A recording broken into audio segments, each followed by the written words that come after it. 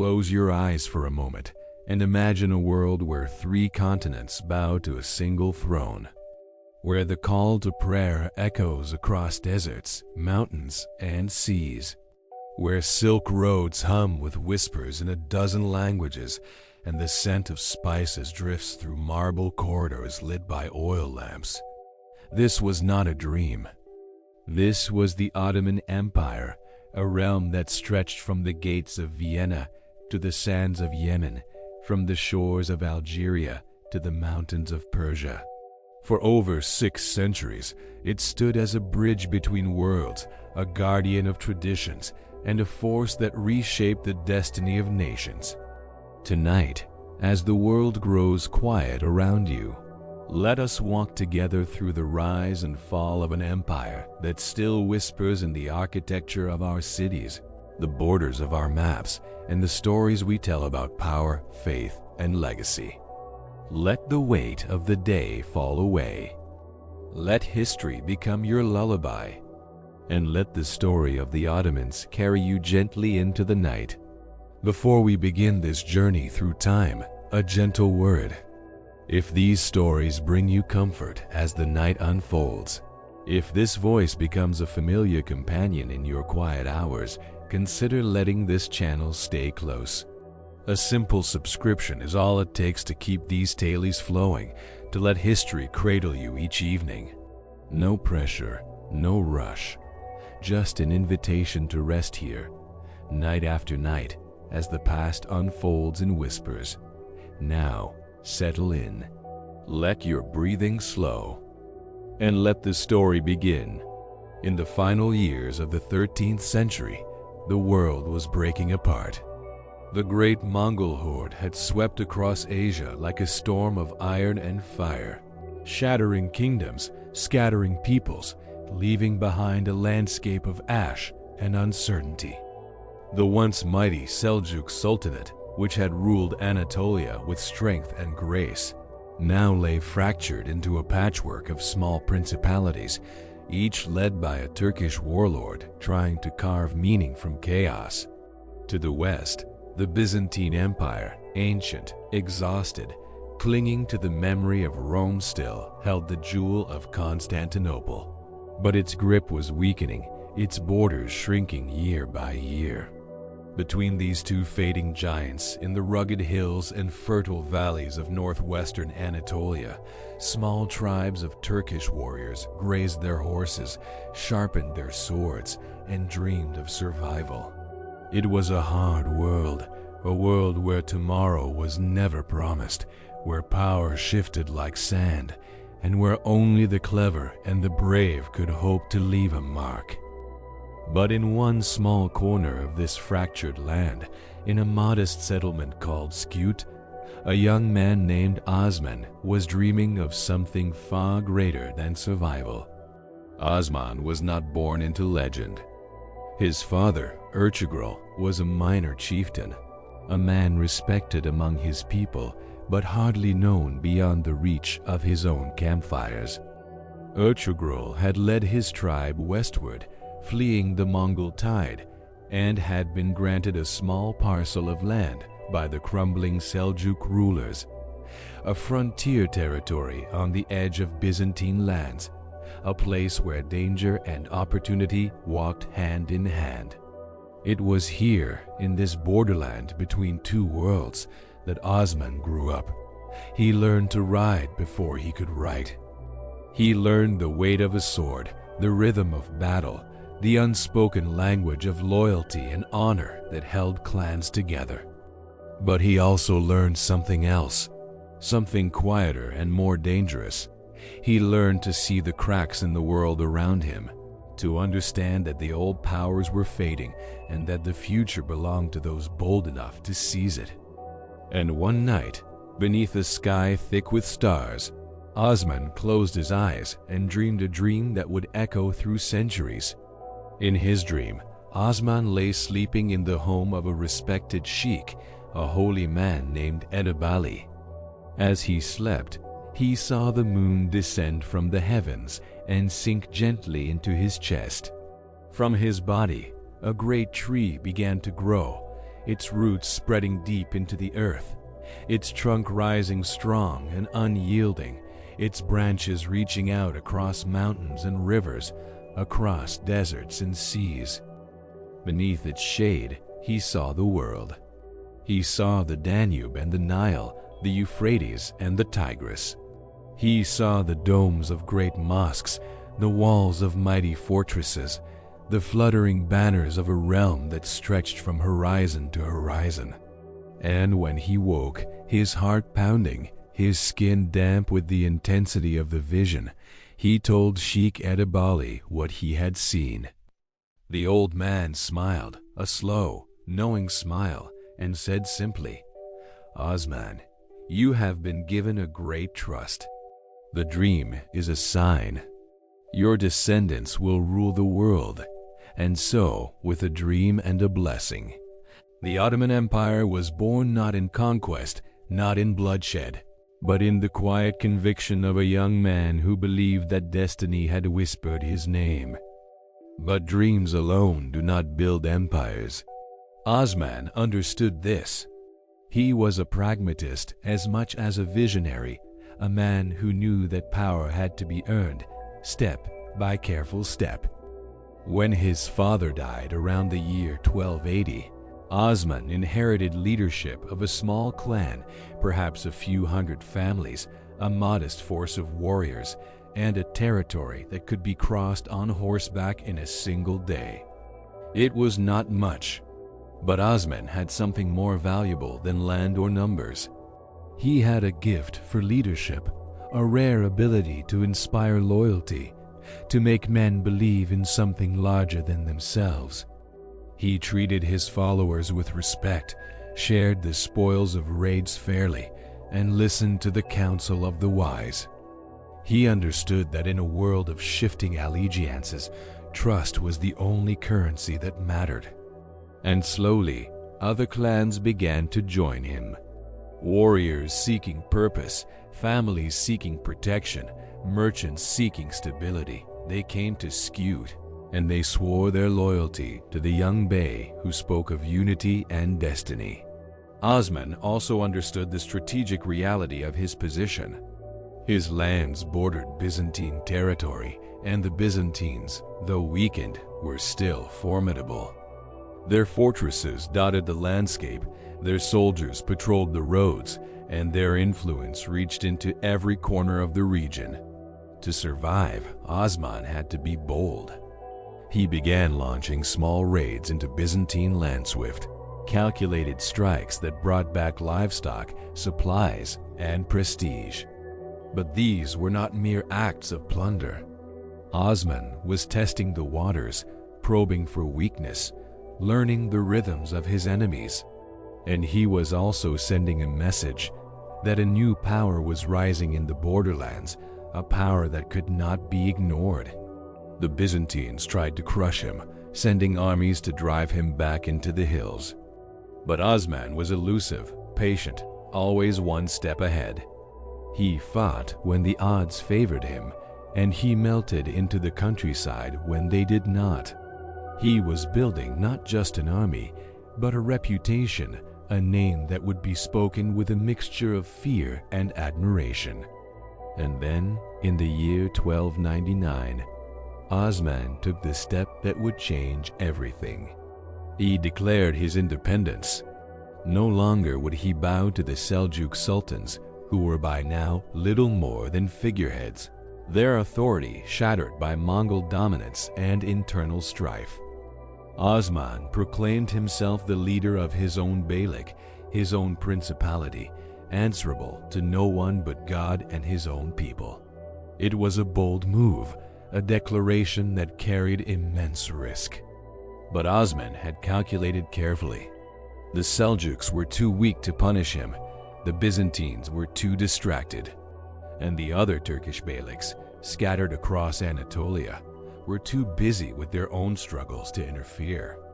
In that moment, standing before his gathered warriors, Osman became more than a chieftain. He became a founder. He became the first Ottoman.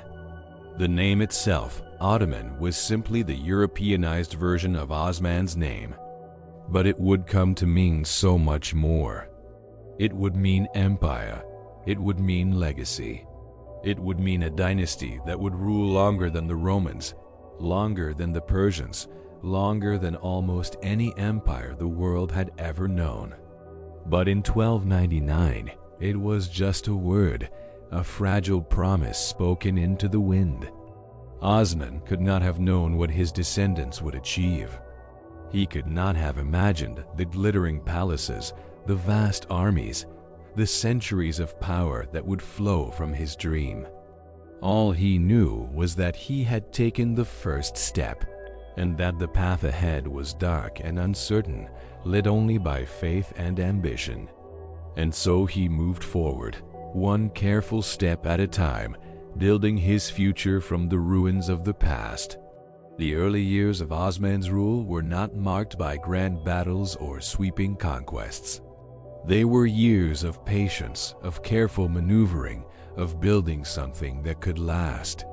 Osman understood that empires are not built overnight. They are built through alliances, through strategy, through the slow accumulation of trust and power. And so he set about creating a foundation that would outlive him, a structure that could support the weight of generations to come. He began by forging alliances with neighboring Turkish beyliks, offering friendship to those who would accept it, and carefully isolating those who would not. He married strategically, wedding the daughter of Sheikh Edebali, binding his family to the spiritual authority that gave his rule legitimacy. And he continued his raids into Byzantine territory, each one a little bolder, each one pushing the frontier a little further west. The Byzantines watched with growing alarm as this obscure warlord began to carve out a domain on their very doorstep. They tried to buy him off, offering treaties and tributes, but Osman was not interested in temporary peace. He was interested in permanence. What set Osman apart from the countless other frontier lords of his time was his vision of governance. He did not see conquest as an end in itself. He saw it as the means to create something stable, something just, something that people would want to join rather than flee. When he captured a Byzantine town, he did not slaughter its inhabitants or drive them into exile. Instead, he offered them protection, allowed them to keep their faith, their property, their way of life, provided they accepted his authority and paid their taxes. This was revolutionary. In an age when conquest usually meant devastation, Osman offered coexistence. Christians and Muslims lived side by side in his growing domain, each contributing to the prosperity of the whole. Merchants found that trade routes were safer under Ottoman protection. Farmers found that their harvests were no longer seized by roving bandits. And slowly, word spread. There was a new power in Anatolia, and it was a power that brought order, not chaos. Osman's most significant early conquest came in 1302, when his forces won a decisive victory at the Battle of Bapheus. A Byzantine army, sent to crush the upstart Bey once and for all, met Osman's warriors on an open field near the town of Nicaea. The Byzantines expected an easy victory. They had superior numbers, better equipment, and the confidence of an empire that had survived for 1,000 years. But they underestimated the determination of men who fought not just for plunder, but for a cause. Osman's cavalry swept across the field like a sandstorm, fast and overwhelming, breaking the Byzantine lines before they could form a proper defense. The Byzantine soldiers fled, abandoning their weapons, their supplies, and their dignity. The victory at Bapheus sent shockwaves through the region. It proved that Osman was not a mere raider, but a genuine military threat. Byzantine towns began to close their gates and strengthen their walls. Some, seeing the writing on the wall, chose to surrender peacefully rather than face the inevitable. And with each new town that came under his control, Osman's power grew, his reputation solidified, and his dream moved one step closer to reality. But Osman was aging. The years of campaigning, of constant vigilance, of bearing the weight of his people's hopes were taking their toll. He had given his life to the cause, and now he could feel the edges of that life beginning to fray. Yet he did not despair. He had done what few men ever do. He had built something that would outlast him. He had raised a son, Orhan, who was as capable and visionary as himself. He had established a system of governance that balanced military strength with civil order. He had planted the tree from his dream, and its roots were sinking deep into the soil of history. In the final years of his life, Osman watched as his son took on more and more responsibilities, leading armies, negotiating treaties, making the decisions that would shape the future.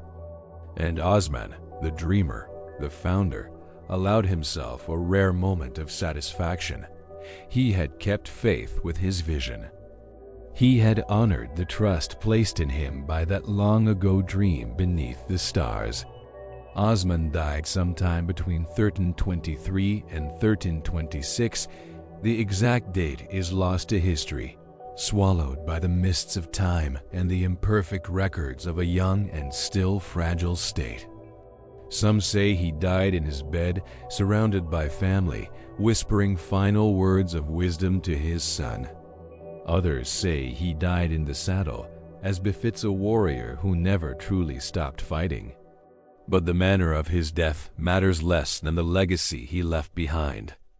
By the time Osman closed his eyes for the last time, his beylik had grown from a handful of tents into a formidable principality controlling much of northwestern Anatolia.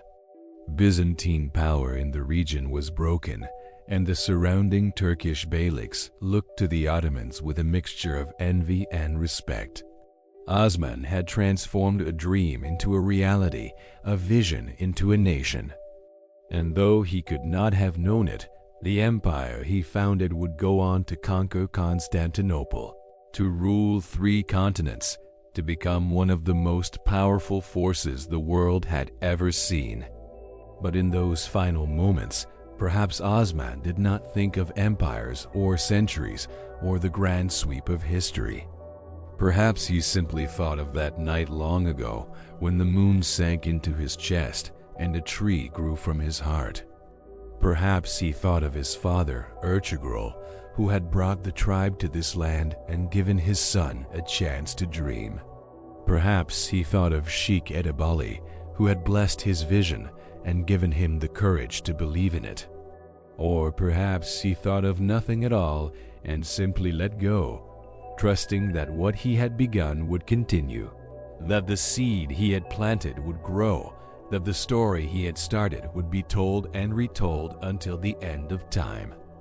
And as his breath stilled and the world grew quiet around him, the empire named for him, the Ottoman Empire, took its first true breath, ready to step out of the shadows and into the light of history. The world did not yet know what was coming. The Byzantines, licking their wounds, still believed they could contain this upstart power. The European kingdoms, distant and distracted by their own wars, barely knew the name Osman. The great powers of the Islamic world, the Mamluks, the Persians, saw the Ottomans as minor players, frontier warriors of no real consequence. But history has a way of surprising us. It has a way of taking the small and the overlooked and elevating them to greatness. And in the hills of Anatolia, in the towns and villages that now flew the Ottoman banner, something new was being born. Not just a state, but an idea. The idea that a people united by purpose, guided by faith, and led by visionary rulers could reshape the world. It was an idea that would carry the Ottomans through centuries of triumph and tragedy, through moments of breathtaking glory and crushing despair. And it all began with a dream of a tree growing beneath the stars, sheltering the world in its shade. When Orhan succeeded his father, he inherited more than land and soldiers. He inherited a vision, a momentum, a carefully constructed foundation upon which something truly extraordinary could be built. Orhan was in many ways his father's son, patient, strategic, deeply aware of the delicate balance between force and diplomacy. But he was also his own man, with his own innovations, his own dreams layered upon the dreams of his father. Where Osman had been the dreamer and the founder, Orhan would be the architect and the consolidator, the one who took the raw materials of a frontier beylik and began shaping them into the framework of an empire. He understood that conquest alone was not enough. Territory could be won and lost in a season. What mattered was building institutions, creating systems that could endure beyond any single lifetime. And so, with the quiet determination that had become the hallmark of the Ottoman way, Orhan set about transforming his inheritance into something permanent. One of Orhan's first and most significant acts was the capture of Bursa in 1326, a Byzantine city of considerable importance nestled in the fertile valleys south of the Sea of Marmara. Bursa was more than just a strategic prize. It was a symbol. For years, Osman had laid siege to the city, surrounding it, cutting off its supplies, waiting with the patience of a hunter for the moment when the walls would finally open. But Osman had died before seeing his prize fall. It was Orhan who entered the gates, Orhan who walked through streets that had resisted his father for so long, Orhan who claimed the city in the name of the Ottomans. And in a gesture that spoke volumes about the kind of ruler he would become, Orhan made Bursa his capital. He did not merely occupy the city, he embraced it, invested in it, transformed it. He built mosques and schools, markets and baths, turning Bursa into a thriving center of commerce and culture. It became the beating heart of the young Ottoman state, a place where different peoples and faiths mingled, where ideas flowed as freely as goods, where the Ottoman identity began to take shape not just as a military force, but as a civilization. Orhan also understood the importance of legitimacy. In the complex world of medieval politics, power was not just about who could win battles, it was about who had the right to rule. And so Orhan sought to root his authority in something deeper than the sword. He strengthened ties with religious scholars and Sufi mystics, positioning himself as a defender of Islam and a just ruler guided by divine principles. He minted the first Ottoman coins, a clear statement that his state was not a temporary raiding enterprise, but a sovereign power with its own economic identity. He established a more formalized system of administration, appointing governors to oversee captured territories, creating courts to dispense justice, building the bureaucratic skeleton that every lasting state requires. These were not glamorous achievements. They did not inspire songs or legends, but they were the unglamorous work that transforms warlords into dynasties, that turns temporary conquests into permanent realms. Yet Orhan was no mere administrator sitting behind walls counting coins. He was also a warrior, and he continued the relentless westward expansion that his father had begun. Town after town fell to Ottoman forces. Nicaea in 1331, a city of immense historical significance as the site of the famous church council that had shaped Christian doctrine over 1,000 years earlier. The capture of Nicaea sent a chill through the Byzantine world. These were not remote frontier outposts anymore. These were ancient cities, places woven into the very fabric of Byzantine identity, and they were falling like autumn leaves. The Byzantine emperor, watching helplessly from Constantinople, tried everything: diplomacy, bribes, appeals to Western Christendom for help, but nothing could stem the Ottoman tide. The terrible truth was becoming clear.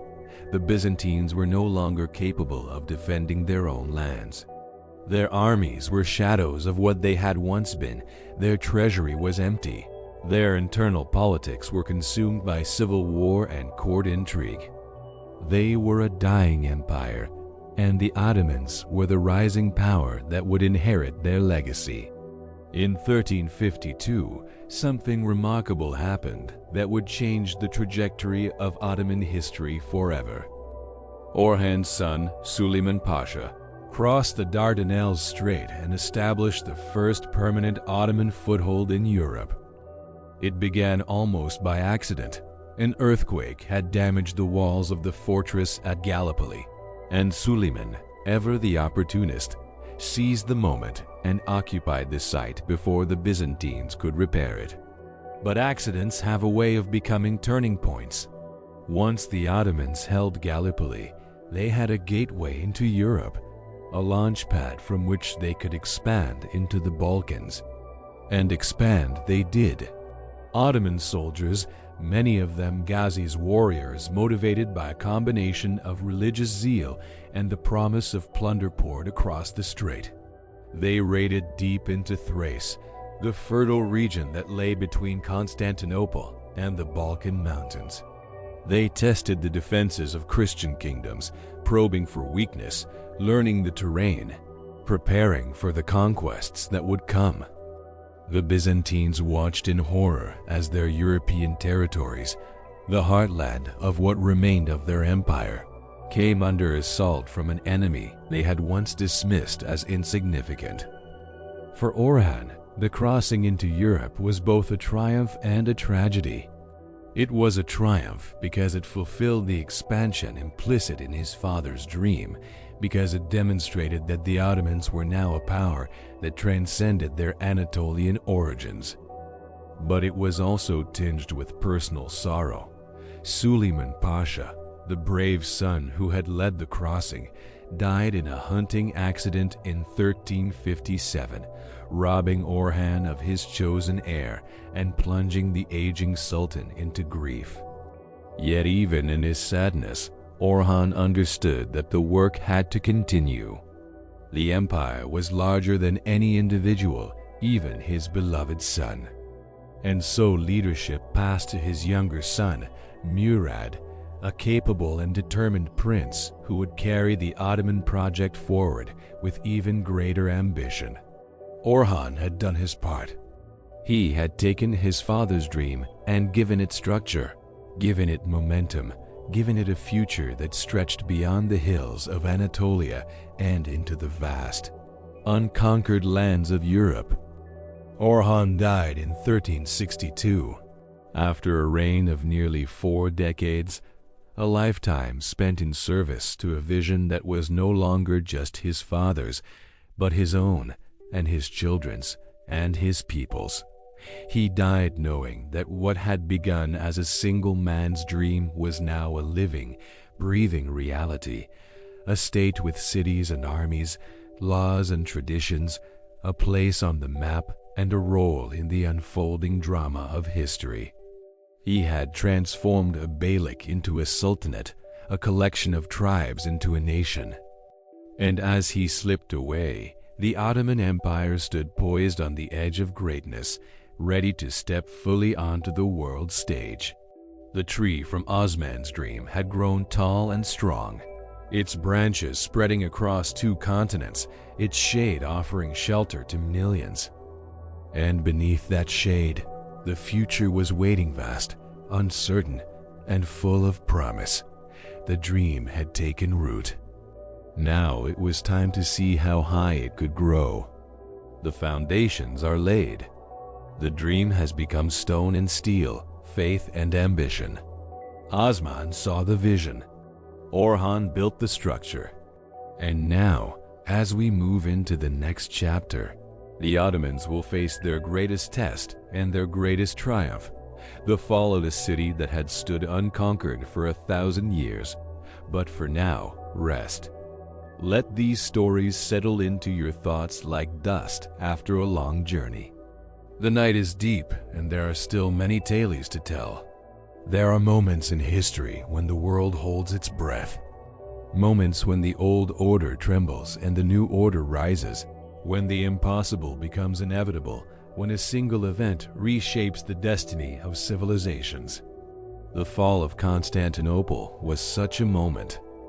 For over 1,000 years, the city had stood as the jewel of the Byzantine Empire, the bridge between East and West, the last living remnant of the glory that was Rome.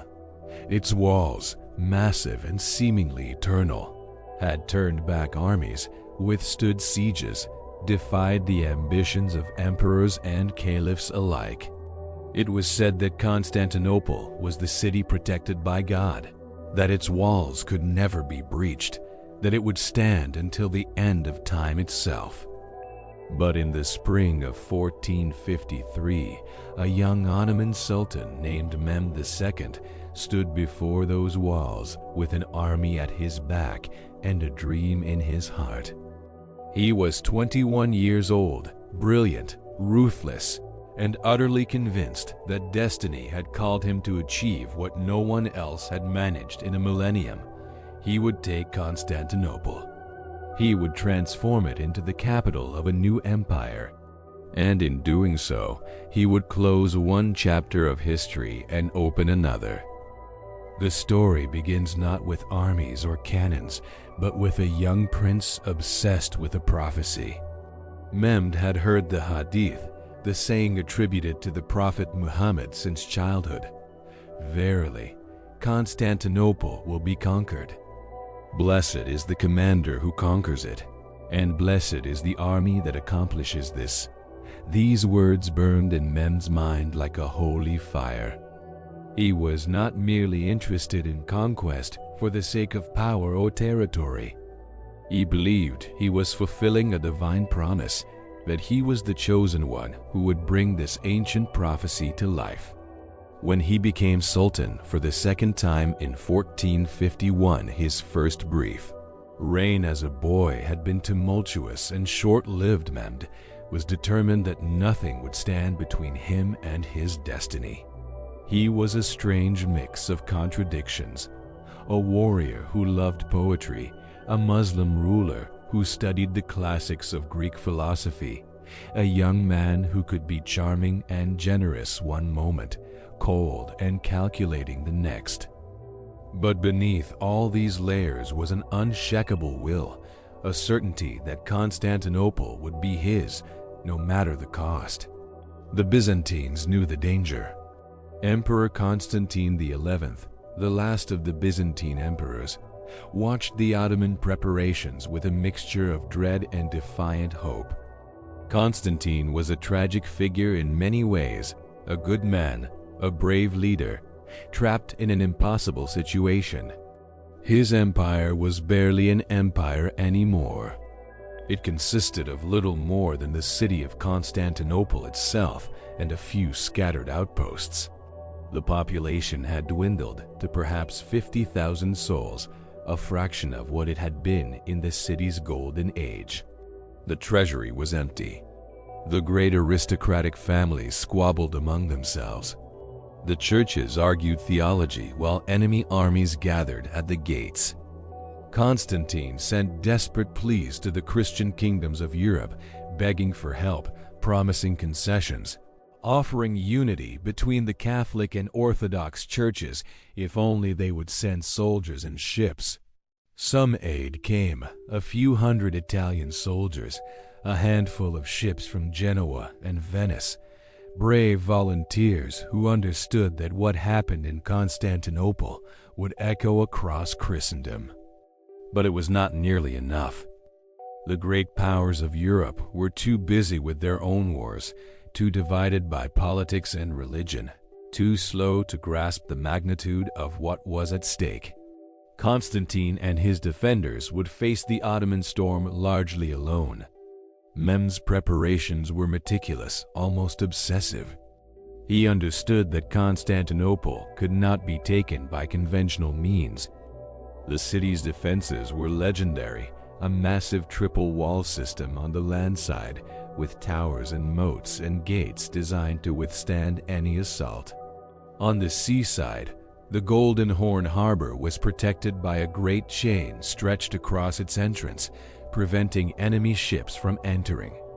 And the Byzantines, though vastly outnumbered, were fighting for their homes, their faith, their very existence, a desperation that made them formidable. But Mehmed had advantages no previous besieger had possessed. First, he had wealth and resources. The Ottoman treasury, enriched by decades of conquest and trade, could afford the massive logistical effort required to transport and supply an army of perhaps 80,000 men. Second, he had time.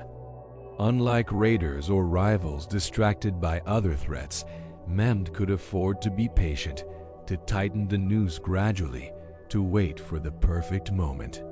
And third, most importantly, he had something new, something that would change warfare forever. Massive bronze cannons capable of hurling stone balls, weighing over half a ton.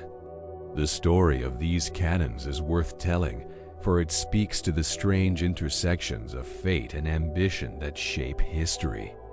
A Hungarian engineer named Orban had approached the Byzantines first, offering to build enormous artillery pieces that could defend the city. But the Byzantines, poverty-stricken and skeptical, turned him away. So Orban went to Mehmed, who not only accepted his offer but gave him unlimited resources and workers. In the foundries outside Adrianople, Orban and his team cast cannons of unprecedented size, including one monster so large that it required 60 oxen and hundreds of men to transport it, and could only be fired 7 times a day because the barrel needed hours to cool between shots. When these weapons were test-fired, the earth shook and the sound could be heard for miles. The Byzantines heard those distant thunders and understood, with sinking hearts, what was coming. The age of impregnable walls was ending. The age of gunpowder was beginning. And Constantinople, symbol of medieval invincibility, was about to be tested by the weapons of a new era. In early April 1453, the Ottoman army arrived before the walls. Mehmed established his headquarters directly opposite the Romanus Gate, the section of wall he had identified as the weakest point. His massive red and gold tent was raised on a small hill from which he could observe the entire battlefield. His soldiers spread out, encircling the city on the land side, their campfires stretching across the horizon like a constellation of malevolent stars. The Ottoman fleet, over 100 vessels, sailed into position in the Sea of Marmara and the Bosphorus, cutting off any hope of escape or reinforcement by sea. Inside Constantinople, the defenders watched the encirclement with grim determination. Constantine XI rode along the walls, speaking to his soldiers, Greek and Italian, Orthodox and Catholic, citizen and mercenary, all now united by the simple necessity of survival. They manned the towers, checked their weapons, repaired weak sections of wall, and prayed. The city that had withstood so many sieges was about to face its greatest test. And on both sides, men whispered prayers to their different gods, knowing that history was watching, knowing that what happened in the coming weeks would be remembered for centuries. The siege began not with a dramatic assault, but with the steady, terrible work of bombardment. Day after day, Mehmed's cannons roared, hurling their massive stone projectiles against the ancient walls. Each impact sent shockwaves through the city, shaking buildings, terrifying residents, slowly, methodically pulverizing the masonry that had stood for over 1,000 years. The defenders worked frantically to repair the damage each night, hauling stones and timber, shoring up breaches, trying desperately to undo in hours what the cannons destroyed in minutes. It was exhausting, soul-crushing work, a race against inevitability. But still they held. Still the walls stood. And inside the city, life took on a strange, suspended quality. People continued to go to church, to buy bread in the markets, to sleep in their beds, even as the world crumbled around them. They were living through the end of an age, and some part of them knew it, felt it in their bones, even as they clung to hope and routine and the stubborn human refusal to accept the unacceptable.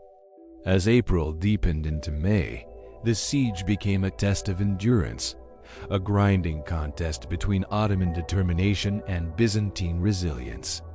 Mehmed tried everything. He ordered assaults on the walls, sending wave after wave of soldiers forward with ladders and grappling hooks, hoping to overwhelm the defenders through sheer numbers.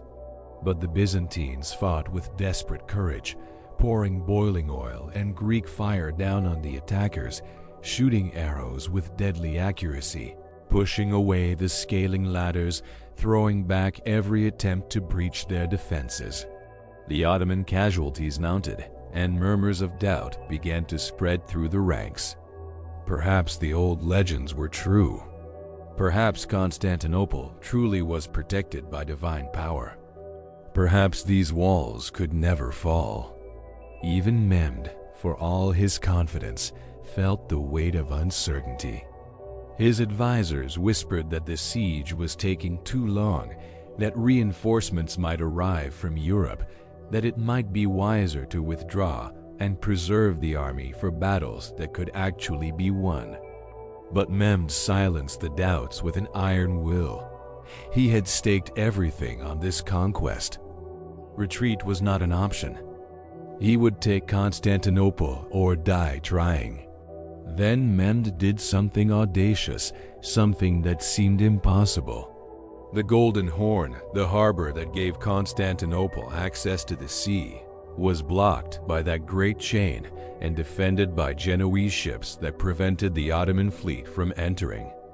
Without control of the Golden Horn, Mehmed could not attack the northern walls of the city, which were weaker and less heavily defended.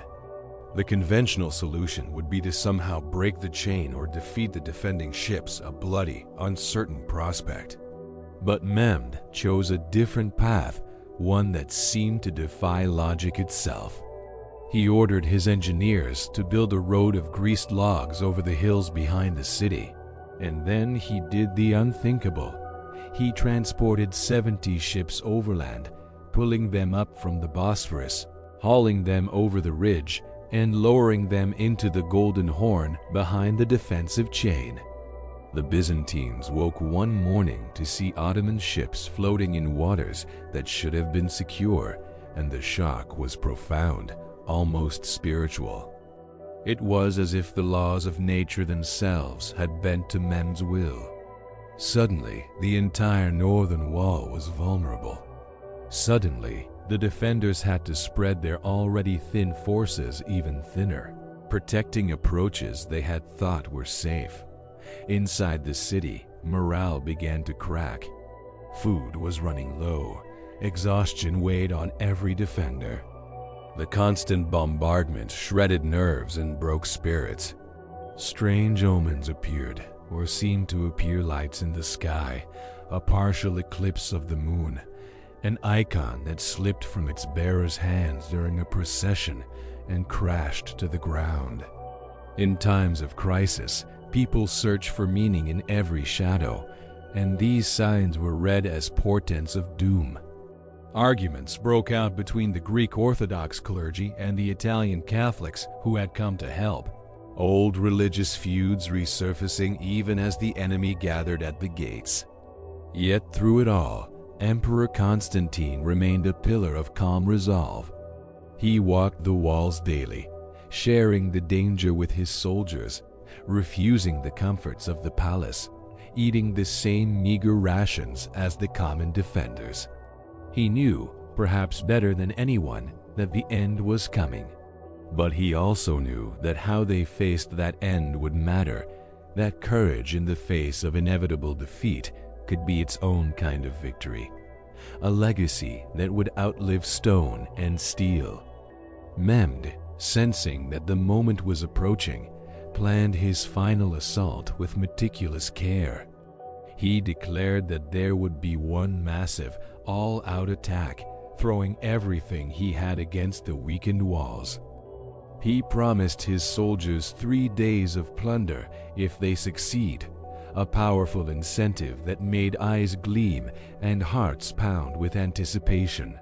He positioned his best troops, the Janissaries' elite soldiers taken as boys from Christian families, converted to Islam and trained from childhood to be the finest warriors in the world for the critical breakthrough.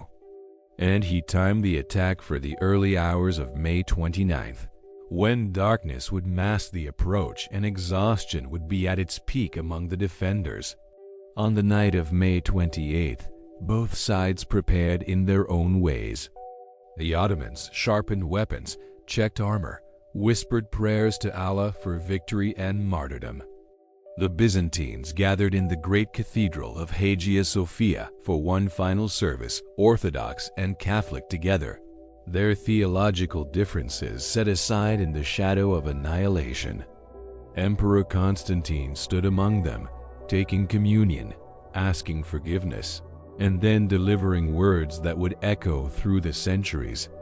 He told his people that they were defending not just a city, but 1,000 years of civilization, that their sacrifice would be remembered, that they should be proud to stand at this hinge of history. In the darkest hours before dawn on May 29th, the Ottoman attack began. It came in waves, carefully orchestrated to wear down the defenders. First came the irregular troops, the Bashibazauks, poorly armed but numerous, absorbing arrows and exhausting the Byzantine defenders. Then came the Anatolian regulars, better equipped, pressing harder against the walls. And finally, as the first gray light of dawn began to creep across the sky, came the Janissaries, disciplined, unstoppable, advancing with their distinctive music, drums and cymbals, creating an eerie, relentless rhythm that seemed to come from another world. The fighting was savage, desperate, hand-to-hand combat along the walls and at the breach sections where cannon fire had done its work. For hours, the outcome hung in balance. The defenders fought like men possessed, throwing back assault after assault, filling gaps, carrying wounded comrades to safety, refusing to yield even as their numbers dwindled and their strength faded. But then came the moment that changed everything. A small group of Ottoman soldiers discovered that a postern gate, a minor entrance in the walls called the Kirkoporta, had been left unlocked, perhaps through oversight, perhaps through treachery, the truth lost to history. They slipped through, found themselves inside the defenses, and began attacking the defenders from behind. At almost the same moment, a cannonball struck Giovanni Giustiniani, the Genoese commander who had been the soul of the defense, leading by example, inspiring men to feats of courage beyond their natural limits. Badly wounded, Giustiniani was carried from the walls to seek medical attention. His departure, though necessary, sent a ripple of panic through the defenders. Their greatest captain was gone. The walls had been breached. Enemy soldiers were inside the city. The impossible was happening. The walls of Constantinople, unconquered for a millennium, were falling. Constantine XI, seeing the collapse beginning, knowing that the end had come, made his final choice. He could have fled, tried to escape to a ship, lived to perhaps rally resistance another day. But that was not who he was.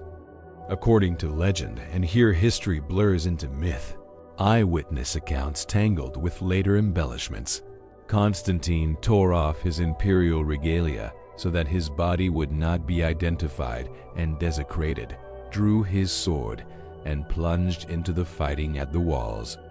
He was last seen disappearing into the chaos of battle, fighting alongside his soldiers, a king who chose to die with his city rather than outlive it. His body was never conclusively identified, lost among the thousands who fell that day. But the legend of the last Roman emperor, fighting to the end, becoming one with his people in their final hour, would inspire generations.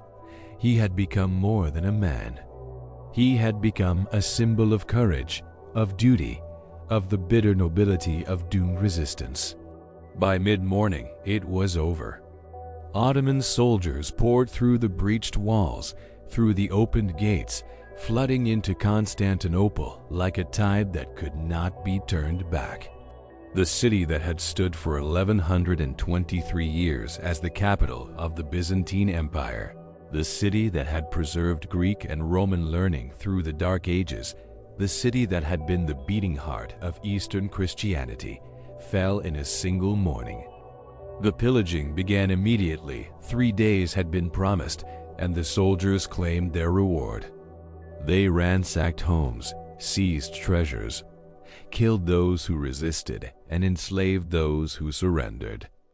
The great churches, including Hagia Sophia, were defiled and then repurposed. The screams and smoke rose into the spring sky, marking the end of an era. The medieval world, already changing, lurched violently into a new age. The last connection to the Roman Empire, that thread stretching back through centuries to Augustus and beyond, was finally severed. Byzantium was dead, and in its place, something new was being born. Mehmed entered the city on horseback in the early afternoon, riding slowly through streets still thick with smoke and chaos. He was no longer just a sultan. He was Mehmed the Conqueror, Fatih, the one who had achieved what generations of Muslim rulers had dreamed of, what the Prophet himself had prophesied. But if his soldiers expected to see triumph written plainly on his face, they might have been surprised. Mehmed's expression as he rode through the fallen city was complex pride, certainly, but also something else, something quieter and more reflective. He made his way to the Hagia Sophia, that magnificent cathedral that had stood for nearly 1,000 years as the greatest church in Christendom. He dismounted, walked through its vast doors, and stood beneath its soaring dome, looking up at the mosaics of Christ and the saints that gazed down from golden backgrounds. For a long moment, he simply stood there, a young Muslim conqueror in the heart of Christian sacred space, and felt the weight of what he had done. Then he knelt and prayed, claiming the building for Islam, transforming it in an instant from cathedral to mosque. It was a symbolic act, a declaration that this was not merely conquest, but transformation, that Constantinople would be reborn as something new. But Mehmed was not a destroyer by nature. Yes, he had allowed the 3 days of plunder. This was the custom of war, the expectation his soldiers had fought for. But once those 3 days ended, he moved quickly to restore order and begin the work of rebuilding. He issued a proclamation guaranteeing safety to the remaining population, inviting those who had fled to return, promising that people of all faiths could live and worship freely under Ottoman rule. He appointed a new Greek Orthodox patriarch, giving the Christian community a leader and a degree of autonomy. He brought in Muslim, Christian, and Jewish families from across his empire to repopulate the city, offering them homes, tax breaks, and opportunities. Constantinople, soon to be known by its Turkish name, Istanbul, though the old name would persist in Western languages for centuries, began a remarkable transformation. It became a cosmopolitan capital, a meeting place of cultures and religions, a city where Greek scholars and Turkish administrators, Armenian merchants and Jewish craftsmen all found a place and contributed to a vibrant, complex urban life. Mehmed also proved himself a patron of learning and culture. He was fascinated by the classical heritage of the city he had conquered, by the Greek and Roman texts that Byzantine scholars had preserved. He sought out surviving Byzantine nobles and intellectuals, engaging them in philosophical discussions, commissioning translations of ancient works into Arabic and Turkish. He built new mosques, yes, but also schools and hospitals, bridges and aqueducts, public buildings that would serve all the city's residents. He understood that Istanbul was not just another conquest, but the centerpiece of his vision for the Ottoman Empire, capital worthy of a great civilization, a place that could rival Rome or Baghdad in its golden age.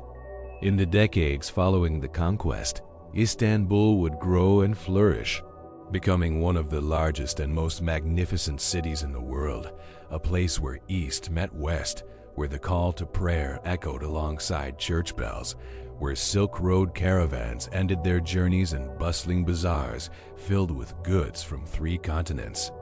The fall of Constantinople sent shockwaves across the known world. In Christian Europe, the news was received with horror and despair. The impossible had happened. The bulwark against the Ottoman advance had fallen.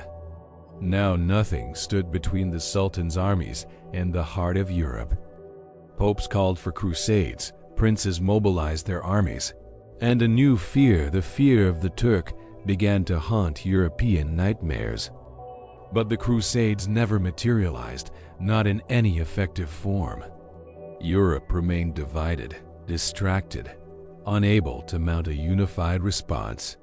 And so the Ottomans continued their expansion, pushing deeper into the Balkans, advancing toward Hungary and Austria, carrying the banner of Islam farther into Christian lands than it had ever reached before. The conquest of Constantinople was not an ending but a beginning, the opening of a new chapter in which the Ottomans would become not just a regional power, but a world empire. In the Islamic world, the reaction was quite different. From Cairo to Baghdad, from Mecca to Samarkand, Muslims celebrated. The prophecy had been fulfilled. The city that had resisted siege after siege, that had turned back Arab armies in the 7th and 8th centuries, that had stood as a symbol of Christian resistance, had finally fallen to a Muslim ruler. Mehmed's prestige soared. He was seen as a champion of Islam, a warrior worthy of standing alongside the great conquerors of the past.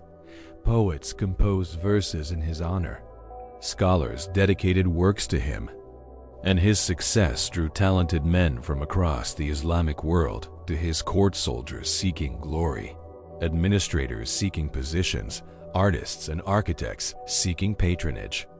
The Ottoman Empire became a magnet for ambition, a place where careers could be made and fortunes won, and this influx of talent only accelerated its rise. Yet beneath the triumph, there were complexities, shadows that would haunt the empire in the centuries to come. The conquest of Constantinople marked the moment when the Ottomans fully committed to expansion into Europe, to becoming a European power as much as an Asian one.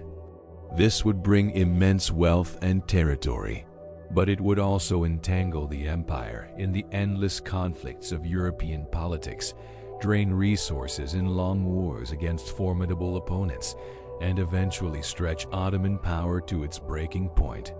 The transformation of the Hagia Sophia, while symbolically powerful, also represented a pattern that would repeat across the empire, the absorption and transformation of conquered cultures, creating a rich hybrid civilization but also sowing seeds of resentment and resistance among subject populations who never fully accepted Ottoman rule. And Mehmed himself, for all his brilliance, established a precedent of absolute power, of a sultan who answered to no one, that would lead to problems when less capable rulers inherited the throne. But these were concerns for the future.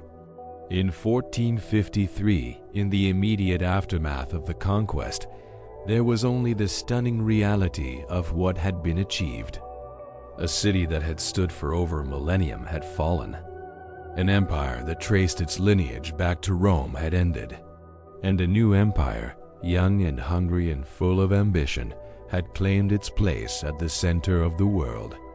Mehmed, still only 21 years old, stood at the beginning of a reign that would last another quarter century.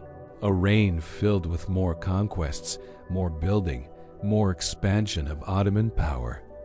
But nothing he would do would ever quite match the glory of that spring morning when he rode through the gates of Constantinople and transformed the map of the world. He had achieved immortality at an age when most men are still finding their way. He had fulfilled a prophecy and founded a legacy, and the empire he served would remember him always as Fatih the Conqueror, the man who made the impossible real. As night fell on that first day of Ottoman rule, the city lay quiet beneath the stars, exhausted from battle, wounded but not dead, transforming even as it rested. The mosques that would define its skyline for centuries had not yet been built. The great Ottoman institutions that would govern it were still taking shape. But already, in the minds of those who walked its streets conquerors and conquered alike, Constantinople was becoming something new. It was becoming the heart of an empire that would dominate the Eastern Mediterranean for centuries, that would threaten Europe's very existence, that would preserve and transmit knowledge across cultures, that would create art and architecture of breathtaking beauty, and that would write its name indelibly across the pages of history.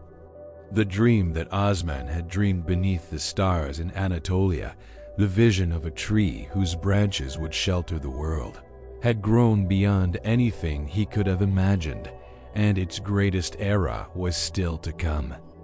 The walls have fallen. The city has been reborn. An empire has claimed its capital, and the world has shifted on its axis. The impossible became history, and history became legend. But this is only the beginning of the Ottoman Golden Age. The conquest of Constantinople was the foundation, but the greatest heights were still to be scaled. In the autumn of 1520, a young man of 26 ascended to the Ottoman throne. His name was Suleiman, and the world did not yet know what he would become. He was the only surviving son of Sultan Selim I, a fierce warrior known as the Grim for his ruthless efficiency and explosive temper. Selim had doubled the size of the empire in just 8 years, conquering Syria, Egypt, and the holy cities of Mecca and Medina, claiming for the Ottomans the title of protector of Islam's most sacred sites. He had been a whirlwind of ambition and violence, and he had died suddenly, perhaps poisoned, perhaps simply exhausted by the intensity of his own drive.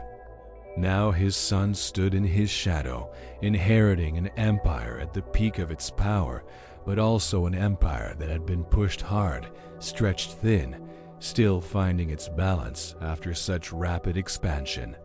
The court wondered what kind of sultan this quiet, thoughtful young man would be. Would he be another conqueror like his father, or would he turn inward, consolidate, preserve? The answer, as it turned out, was both. Suleiman would be a warrior who expanded the empire to its greatest extent, but he would also be a builder, a lawgiver, a poet, and a lover. He would become the most celebrated sultan in Ottoman history, the ruler who defined what it meant to be Ottoman at the height of glory. The Europeans, watching nervously from across the Mediterranean and the Danube, made a mistake in those early months. They saw a young, untested ruler and assumed he would be weak, cautious, perhaps more interested in the pleasures of the palace than the rigors of war. They could not have been more wrong. Within a year of taking the throne, Suleiman launched his first major campaign, marching north into Hungary with an army of over 100,000 men.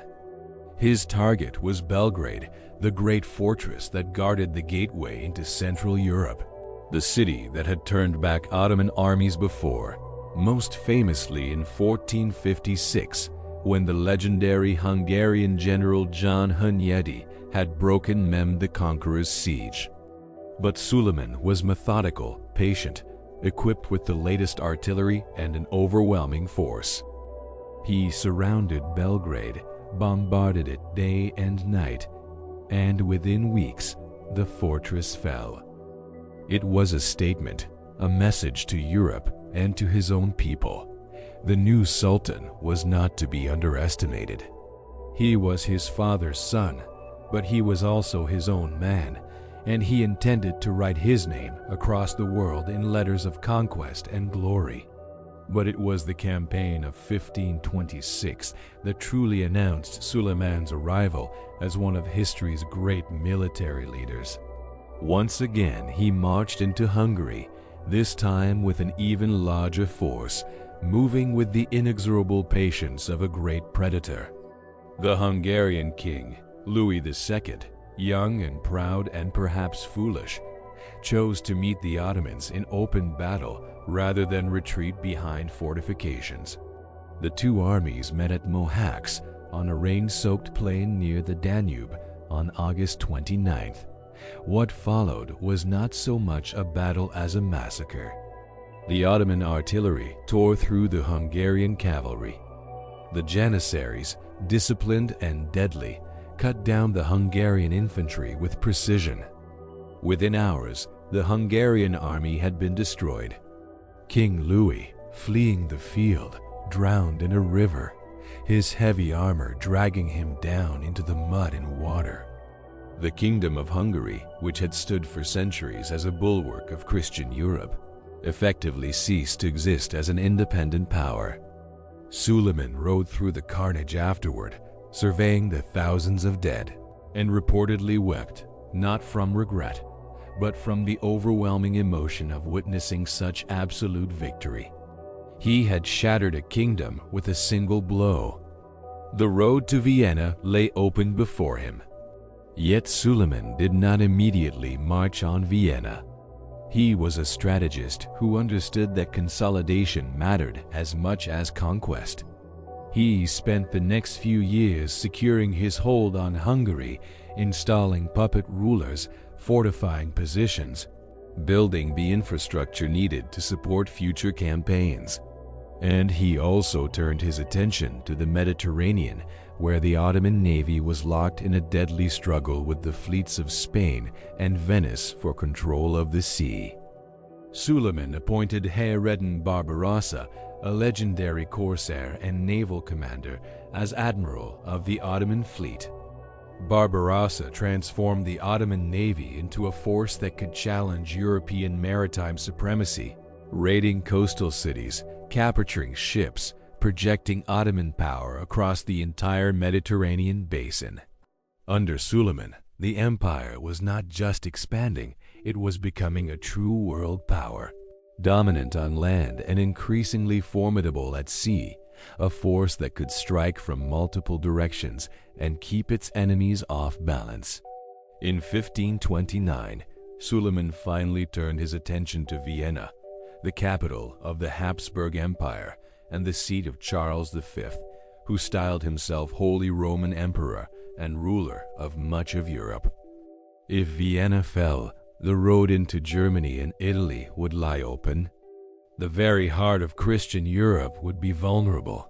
Suleiman marched north with an enormous army, determined to achieve what no Muslim ruler had managed since the 8th century, to carry the banner of Islam deep into the heart of Europe.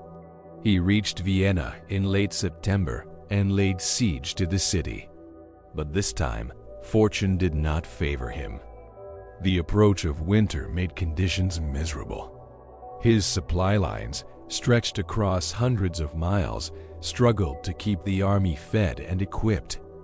The defenders of Vienna, led by Count Nicholas von Salm, fought with desperate determination, knowing that the fate of Europe hung in the balance.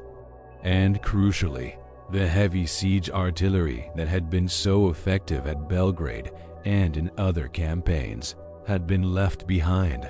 The autumn rains had made the roads impassable for the massive guns, and they never arrived. For weeks, the Ottomans battered the walls, launched assault after assault, but could not break through. And as October turned to November and snow began to fall, Suleiman made the hardest decision of his military career. He ordered a retreat. The failure at Vienna was not a disaster. The army remained intact, and the empire's power was undiminished. But it marked a limit, a boundary beyond which Ottoman expansion into Europe could not easily pass. Vienna became a symbol, the high-water mark of Ottoman ambition in the West. Yet Suleiman did not dwell on the setback. He was too pragmatic for that, too aware of the vast scope of his responsibilities and opportunities. He turned his attention eastward, toward the Safavid Empire of Persia, the other great Islamic power of the age and a persistent rival. The Ottomans and Persians were locked in a complex struggle, partly religious, Sunni against Shia, partly geopolitical, competition for territory and trade routes, partly personal, the clash of two great rulers, each convinced of his own supremacy. Suleiman launched multiple campaigns into Persia, capturing Baghdad and asserting Ottoman dominance over Mesopotamia. These wars were brutal and inconclusive, draining resources without producing the decisive victories that had marked his European campaigns. But they served a purpose, establishing the Ottomans as the preeminent Islamic power, the protector of Sunni orthodoxy, the empire to which Muslims across the world looked for leadership. Through all these campaigns, through decades of warfare in statecraft, Suleiman was building something more than just territorial empire. He was building a legend, a reputation that would echo through centuries. European courts both feared and admired him, recognizing in this Ottoman Sultan a ruler of extraordinary capability who combined military genius with administrative brilliance. Ambassadors who visited his court returned with tales of splendor and sophistication that amazed their masters. The throne room where Suleiman received foreign dignitaries was a place of almost overwhelming magnificent silk carpets, jeweled decorations, the Sultan himself seated on cushions of gold cloth, surrounded by silent janissaries whose very stillness radiated menace and discipline. And yet Suleiman himself, for all the pomp, remained oddly humble in his personal habits, often dressing simply, spending his private hours reading, writing poetry, or discussing matters of law and philosophy with scholars and advisors.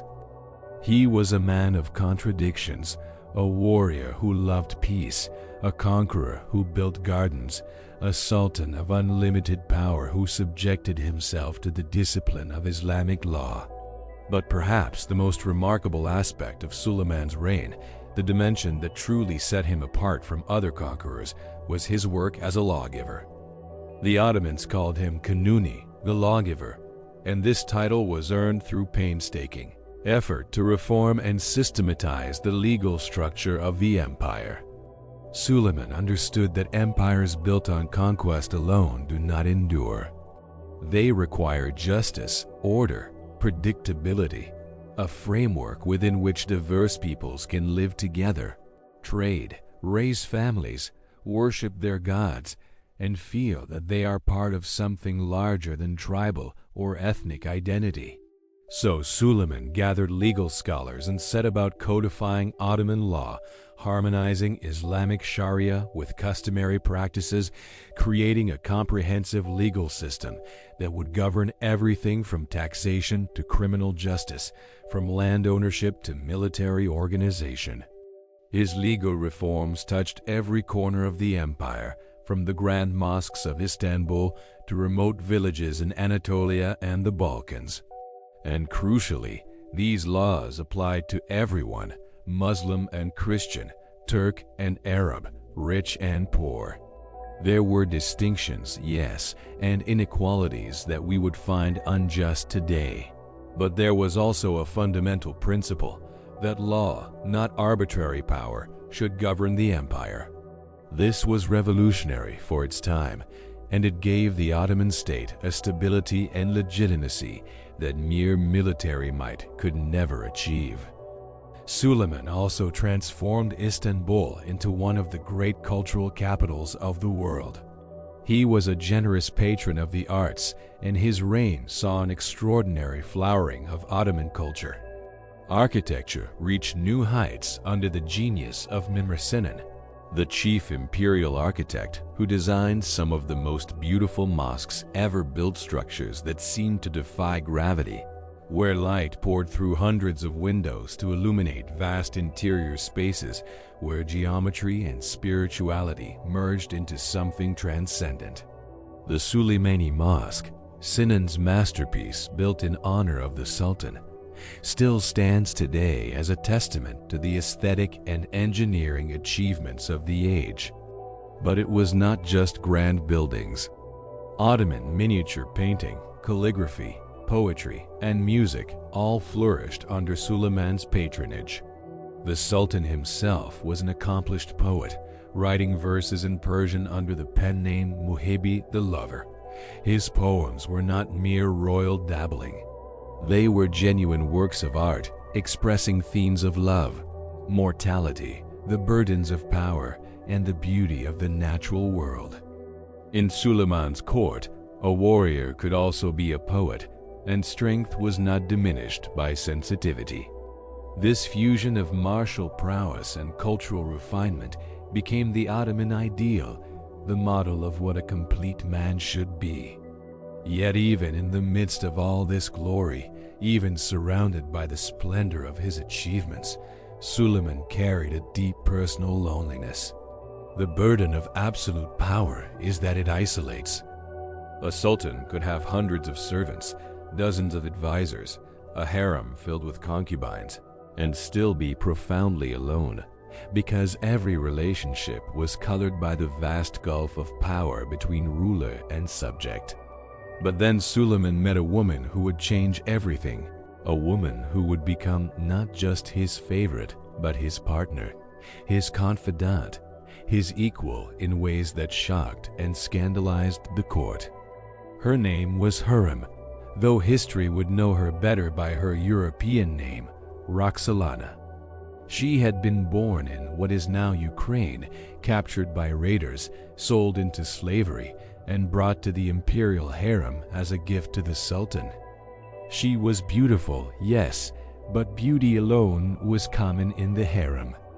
What set Hurrem apart was her intelligence, her wit, her extraordinary ability to engage Suleiman not just physically, but intellectually and emotionally. She made him laugh. She challenged him. She spoke her mind in ways that no one else dared. And slowly, impossibly, the most powerful man in the world fell deeply, utterly in love. What followed was unprecedented in Ottoman history. Suleiman did not simply take Hurrem as a concubine and move on to others, as was customary. He became monogamous, setting aside all other women and focusing his affection solely on her. Then, in an act that shocked the empire, he freed her from slavery and married her, an official, formal marriage, something no Ottoman sultan had done with a harem woman in over a century. Hurrem became Haseki Sultan, the legal wife of the emperor, and with that title came power. She was not content to remain in the background, managing household affairs. She involved herself in politics, corresponded with foreign rulers, advised Suleiman on matters of state, and fought ruthlessly to protect the interests of her sons. She was brilliant and ambitious, and she wielded her influence with the skill of a born politician. Many in the court resented her, seeing her as a dangerous foreign influence who had bewitched the Sultan. But Suleiman trusted her completely, and that trust was not misplaced. Together, they formed a partnership that was both deeply personal and politically significant, a marriage that shaped the direction of the empire. Their love story was recorded in the letters they exchanged when Suleiman was away on campaign. These letters, which have survived, are extraordinary documents, tender, passionate, revealing a side of Suleiman that the world rarely saw. He wrote to her of his loneliness without her, of how the victories seemed hollow when he could not share them with her, of how he counted the days until he could return to her side. She wrote back with equal warmth, but also with news of the court, with political advice, with reminders of matters that needed his attention. Their correspondence reveals a marriage of minds as well as hearts, a relationship built on mutual respect and genuine affection. It was, in its way, a revolutionary statement about the possibilities of love even within the rigid hierarchies of imperial power. And it humanized Suleiman, reminding us that beneath the magnificent titles and the terrible power, there was a man who loved, who yearned, who found in one remarkable woman something that all his conquests could not provide, a home for his heart. But even love stories set in palaces have their shadows. Hurrem's rise to power created enemies and tensions within the imperial family. Suleiman had a son from before he met Hurrem, Mustafa, a talented prince loved by the army, seen by many as the natural heir to the throne. But Hurrem had her own sons, and she was determined that one of them, not Mustafa, would succeed Suleiman. The rivalry between Mustafa and Hurrem's sons, particularly Selim, became one of the great tragedies of Suleiman's reign. Rumors and accusations flew. Hurrem whispered to Suleiman that Mustafa was plotting rebellion, that he was too popular with the Janissaries, that he posed a threat to the Sultan's authority. Whether these accusations were true, or whether they were manufactured by Hurrem and her allies, remains one of history's disputed questions. But Suleiman, growing older and perhaps more suspicious, chose to believe them. In 1553, he summoned Mustafa to his tent while on campaign. The young prince entered, expecting to discuss military matters. Instead, on Suleiman's silent order, executioners emerged from behind a curtain and strangled Mustafa with a bowstring. The army was horrified. Some soldiers wept openly. Suleiman had killed his own son, his most capable heir, and the empire would pay a price for this decision in the years to come. The execution of Mustafa was the shadow that fell across Suleiman's golden age, the moment when the magnificence was stained by something dark and terrible. It revealed the brutal logic of Ottoman succession politics, where the throne could only be secured through blood, where brothers and sons became potential threats, where love and family were subordinated to the survival of the dynasty. Suleiman never fully recovered from the decision. He grew more withdrawn in his later years, more melancholic, the weight of his choices pressing down on him like a physical burden.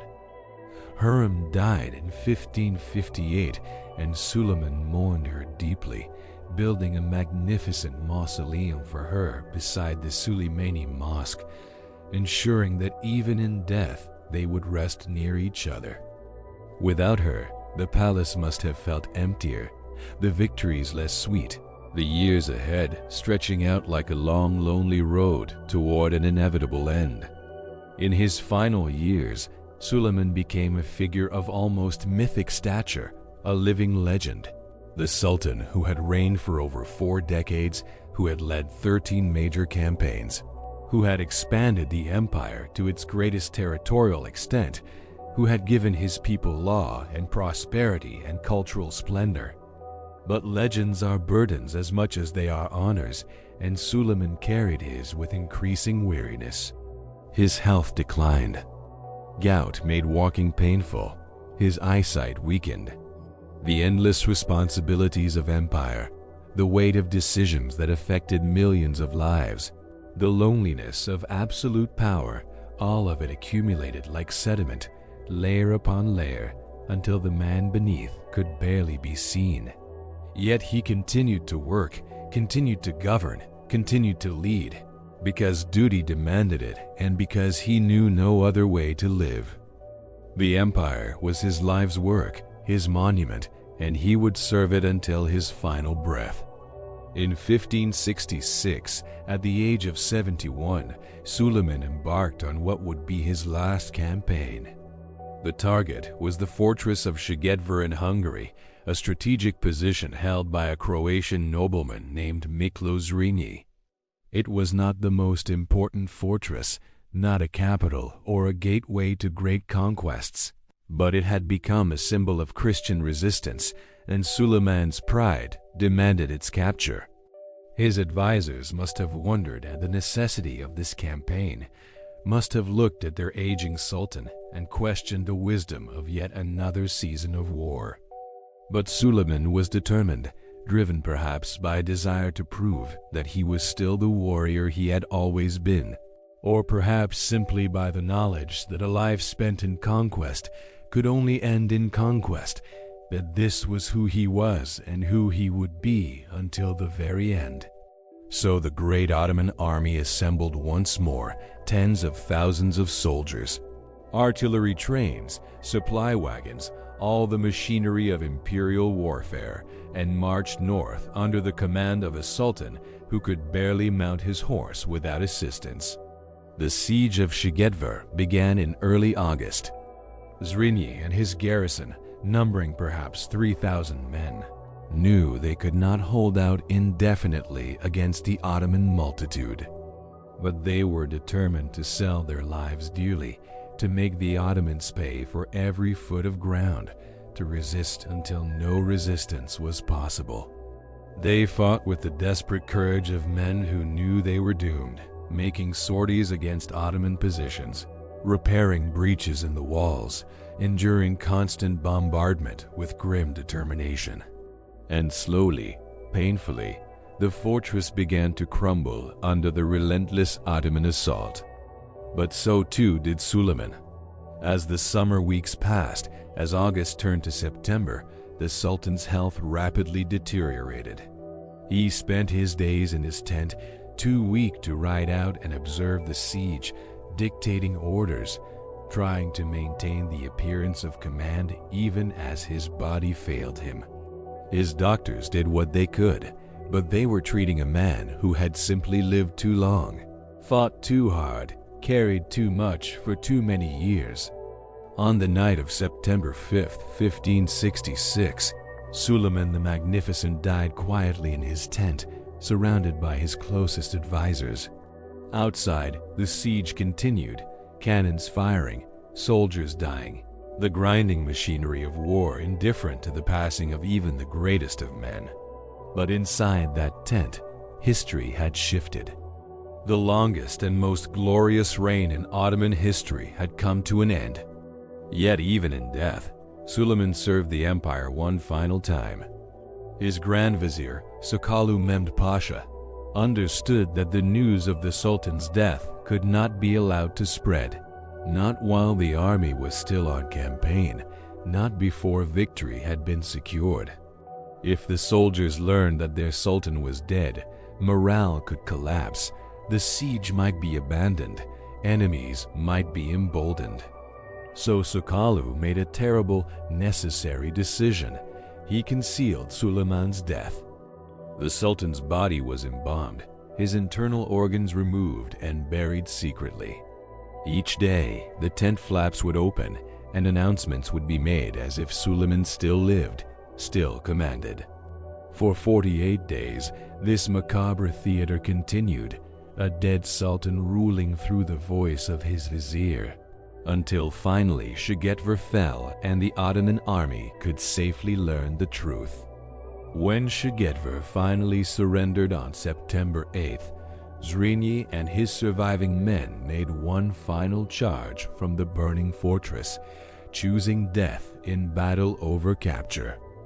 Zrinyi himself was killed, his head taken as a trophy, and the fortress was razed to the ground. It was a victory, but a hollow one, purchased at enormous cost and yielding little strategic advantage. And by the time the victory was secured, Suleiman was already 7 weeks dead, his body preserved in its tent, waiting to make the long journey back to Istanbul for proper burial. When the army finally learned the truth, the grief was profound. Soldiers who had fought under Suleiman for decades wept openly. The invincible sultan, the lawgiver, the magnificent, had proven mortal after all. The world suddenly seemed less stable, less certain. An era had ended, and no one could predict what would come next. Suleiman's body was brought back to Istanbul with all the ceremony befitting the greatest sultan the Ottomans had ever known. He was buried beside his beloved harem in the mausoleum next to the Suleimani Mosque, the architectural masterpiece that bore his name. The funeral was attended by thousands, from the highest officials to common people who lined the streets to pay their respects to the man who had ruled their world for 46 years. The poets composed elegies. The scholars wrote histories. And slowly, as the immediate shock of his death faded, the empire began to assess what Suleiman had left behind. The assessment was extraordinary. At the time of his death, the Ottoman Empire controlled territory stretching from Algeria to the borders of Persia, from the Crimea to Yemen, from the gates of Vienna to the waters of the Indian Ocean. It was the largest empire in the world, a superpower that dominated the Eastern Mediterranean and the Middle East, that could project power across 3 continents, that was feared and respected by every nation that encountered it. But Suleiman's legacy was more than just territory. He had given the empire a legal framework that would endure for centuries, a system of governance that balanced central authority with local autonomy, that incorporated diverse peoples while maintaining Ottoman dominance. He had transformed Istanbul into a cultural capital whose architectural and artistic achievements rivaled anything in Europe or Asia. He had elevated the position of sultan to something approaching the sacred, creating a cult of imperial majesty that would define Ottoman self-image for generations. And he had, through his personal example, established an ideal of Ottoman excellence, the sultan as warrior, administrator, patron, poet, a complete man capable in all domains. It was an ideal that his successors would struggle to match, and the failure to live up to Suleiman's example would become one of the recurring themes of Ottoman decline. Yet there were also darker elements to his legacy, shadows that would lengthen as time passed. The execution of Mustafa had established a precedent of fratricide, of sons and brothers killing each other for the throne, that would poison the Ottoman succession for centuries. Suleiman's long wars, while often victorious, had stretched the empire's resources thin, created powerful enemies on multiple frontiers, and established expectations of constant expansion that could not be sustained forever. His later years had seen the beginning of internal corruption as the perfect system he had tried to build began to show cracks, as officials found ways to enrich themselves, as the Janissaries became more interested in political power than military discipline. These problems were small in Suleiman's time, barely visible against the backdrop of Ottoman glory. But they were seeds that would grow, slowly strangling the empire from within, until centuries later they would contribute to its collapse. But these concerns were for the future.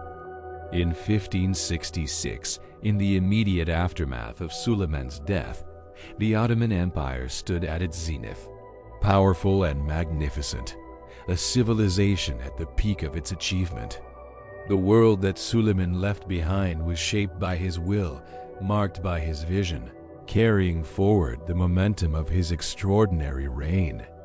And though he was gone, though the man had become memory and then legend, his influence would echo through the centuries. Streets would bear his name. Stories would be told of his justice, his love for Hurrem, his military genius. Historians would study his reign as the model of Ottoman greatness, the golden age against which all other periods would be measured. He had achieved something rare in history. He had not just ruled an empire, but had defined what that empire meant, what it stood for, what it could achieve when led by someone of vision and capability. As the funeral crowds dispersed and Istanbul returned to the business of daily life, as the new Sultan Selim II, Hurrem's son, a man of far lesser talents, took the throne, there must have been a sense, however unspoken, that something irreplaceable had been lost. The age of Suleiman was over. What came next would be different, perhaps lesser, certainly more uncertain. The empire would continue, would even expand further in some directions, would survive for more than 3 centuries after Suleiman's death. But it would never again reach quite the same heights, never again combine military power, cultural achievement, and effective governance in quite the same way. Suleiman had been the magnificent, and magnificence is not easily replicated. It comes, if it comes at all, once in a dynasty, once in an age. A perfect alignment of person and moment that creates something extraordinary. And then it passes, like summer into autumn, leaving behind only memories and monuments, stories told by firelight, and the lingering sense of a world that once was and can never quite be again. The golden age has reached its peak and seen its sunset. Suleiman, the warrior poet, the lawgiver, the lover, has laid down his sword and closed his eyes for the last time. The empire he perfected will continue, but the trajectory has changed. The long, slow descent is beginning, though it will take centuries to complete. The tree from Osman's dream has grown as tall as it ever will. Now we must watch as the seasons turn, as the leaves begin to fall. Rest here for a moment. Let the glory and the sadness of Suleiman's story wash over you like a gentle tide. Empires rise, empires fall, and in between, there are moments of such brilliance that they light up the darkness for generations. You have witnessed one such moment. There is something profoundly melancholic about watching greatness fade. It does not happen all at once, not in a single catastrophic moment, but rather in degrees so subtle that each generation barely notices the change. A victory becomes a little less decisive. A reform takes a little longer to implement. The soldiers are not quite as disciplined as they once were. The treasury is not quite as full. The Sultan is not quite as capable. These small erosions accumulate over decades, over centuries, until one day the empire looks around and realizes that the world has changed, that the power it once wielded so effortlessly has slipped through its fingers like sand, and that the glory days are not just past, but unreachable, separated by a gulf of time and circumstance that cannot be crossed. This is the story of the Ottoman decline, not a dramatic collapse, but a long, uneven descent that would stretch across 3 centuries, from the death of Suleiman in 1566 to the final dissolution of the empire in 1922. It is a story less of villains and disasters than of systems aging, of institutions ossifying, of a civilization slowly losing its ability to adapt to a changing world. The first signs appeared almost immediately after Suleiman's death. His successor, Selim II, was everything Suleiman had not been. Where Suleiman had been disciplined and hardworking, Selim was indolent and pleasure-seeking. Where Suleiman had personally led armies and involved himself in every detail of governance, Selim preferred to remain in the palace, leaving military campaigns to his generals and administrative decisions to his Grand Vizier. History remembers him as Selim the Sot, a harsh nickname earned by his legendary fondness for wine, ironic for a Muslim sultan sworn to uphold Islamic law. Yet the empire did not immediately crumble under his rule. This was partly because the institutions Suleiman had built were strong enough to function even with a weak sultan, and partly because Selim had the wisdom to retain Sakalu Mehmed Pasha, Suleiman's brilliant Grand Vizier, who effectively ran the empire while Selim enjoyed his pleasures.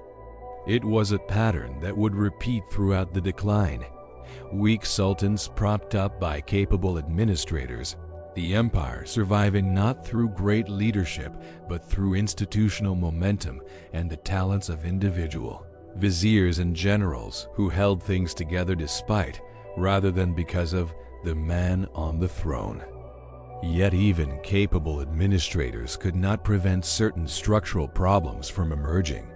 One of the most significant was the devaluation of the position of sultan itself. In earlier generations, Ottoman princes had been sent to govern provinces, gaining practical experience in administration and warfare, arriving at the throne seasoned and capable. But as the empire grew more paranoid about succession disputes, as the memory of Suleiman's execution of Mustafa haunted the dynasty, a new system emerged, the kafes or the cage. Princes were confined to special quarters in the palace, isolated from the outside world, given no responsibilities, no training, no opportunity to develop the skills needed to rule. They lived in gilded imprisonment, surrounded by concubines and eunuchs, their days filled with empty pleasures and their minds dulled by lack of challenge. And then, suddenly, when a sultan died, one of these caged princes would be released and placed on the throne, expected to rule an empire spanning 3 continents despite having no preparation whatsoever. The results were predictable. Some sultans rose to the challenge, discovering within themselves reserves of capability that years in the cage had not destroyed. But many others were simply inadequate, mentally unstable, or so traumatized by their imprisonment that they could not function effectively. The quality of Ottoman leadership became a lottery, and empires cannot afford to rely on luck for their survival. The military, once the pride of the empire, also began to show cracks. The Janissaries, those elite soldiers who had been the backbone of Ottoman power since the 14th century, gradually transformed from a disciplined military force into a privileged class, interested primarily in protecting their own status and wealth. Originally, the Janissaries were recruited through the Devshirme system, Christian boys taken from their families, converted to Islam, and trained from childhood to be loyal only to the Sultan and the state. They had no families, no outside loyalties, no interests beyond military excellence. But over time, the system corrupted. Janissaries began to marry, to have children, to pass their positions on to their sons, creating a hereditary military caste. They became involved in business, in politics, in palace intrigues. They opposed reforms that might reduce their privileges or diminish their power. And most dangerously, they discovered that they could intimidate sultans, could riot and overturn policies they disliked, could even depose rulers who displeased them. By the 17th century, the Janissaries had become as much a threat to internal stability as a defense against external enemies. They were a force no sultan could ignore, a power center within the state that resisted change and consumed resources while contributing less and less to the empire's actual defense. Economically, too, the Ottoman Empire was losing ground. The discovery of the Americas and the development of sea routes around Africa shifted global trade patterns. reducing the importance of the overland routes that the Ottomans controlled. Wealth that had once flowed through Istanbul and other Ottoman cities now flowed to Lisbon, to Amsterdam, to London. European nations, enriched by colonial exploitation and technological innovation, began to pull ahead economically. They developed new industries, new manufacturing techniques, new financial instruments that allowed them to mobilize capital on a scale the Ottomans could not match. The Ottoman economy remained largely traditional agricultural, based on taxation of peasants and control of trade routes, without the dynamic commercial and industrial sectors that were transforming Europe. This economic stagnation meant less revenue for the state, which meant less money for the military, which meant greater difficulty defending the empire's vast borders. It was a vicious cycle, and the Ottomans struggled to find a way to break it. Wars, which had once been sources of wealth and expansion, became expensive stalemates that drained the treasury. The long conflict with the Austrian Habsburgs in the 17th and 18th centuries produced few gains and many losses. The empire fought wars with Persia that consumed resources without yielding decisive victories. Naval supremacy in the Mediterranean was lost, first to the Spanish and Venetians at the Battle of Lepanto in 1571, though the Ottomans recovered from this defeat and then more, permanently to various European powers over the following centuries. Territory that had taken generations to conquer began to slip away. Hungary was gradually lost to Austria. The Crimea, long an Ottoman vassal, fell under Russian control. The North African territories, while nominally still part of the empire, became increasingly autonomous, with local rulers paying little more than lip service to Istanbul.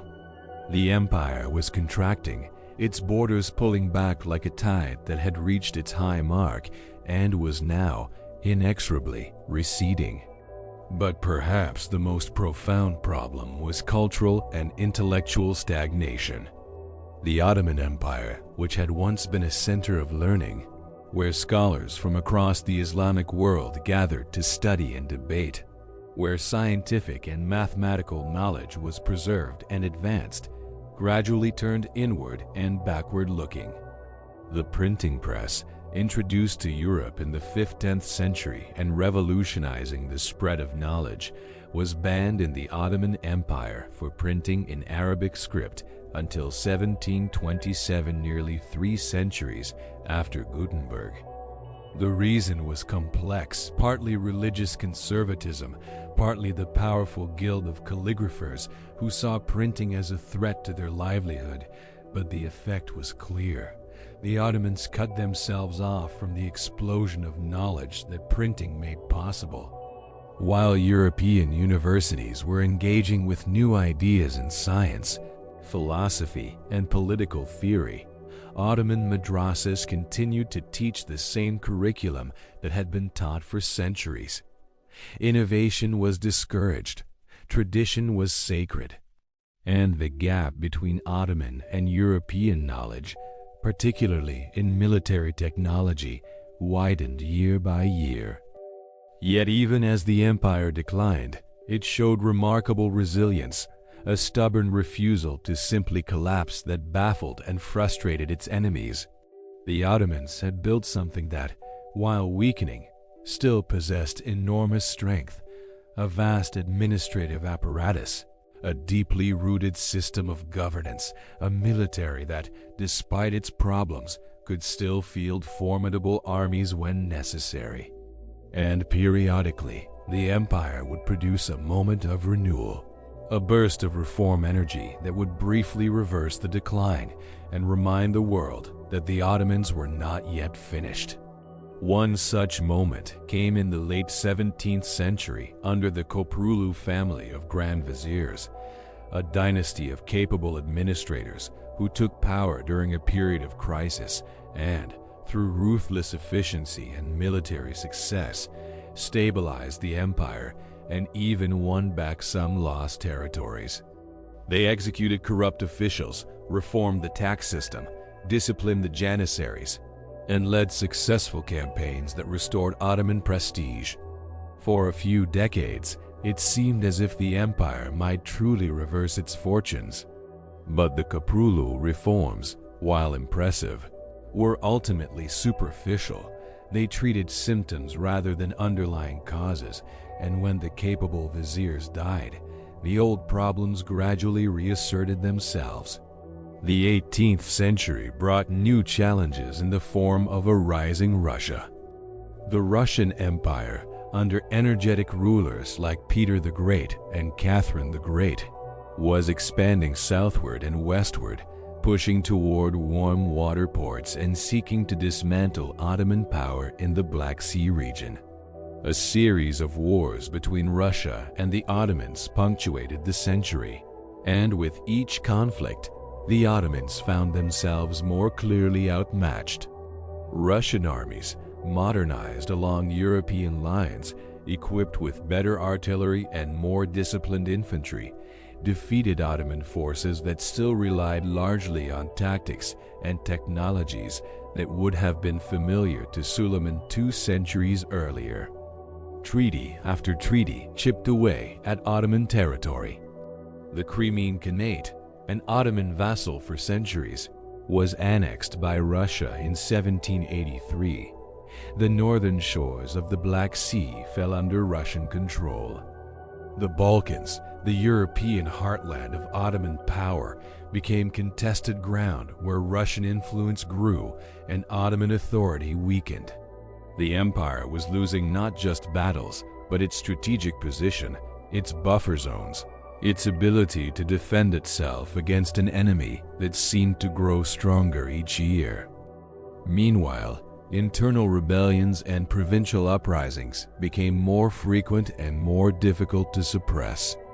Local governors and military commanders, seeing the weakness of the central authority, began to act as independent rulers, collecting taxes for themselves, maintaining their own armies, and obeying Istanbul only when it suited them. In Egypt, the Mamluks reasserted their power, reducing the Ottoman governor to a figurehead. In the Balkans, Christian populations, encouraged by the decline of Ottoman power and inspired by nationalist ideas filtering in from revolutionary Europe, began to dream of independence.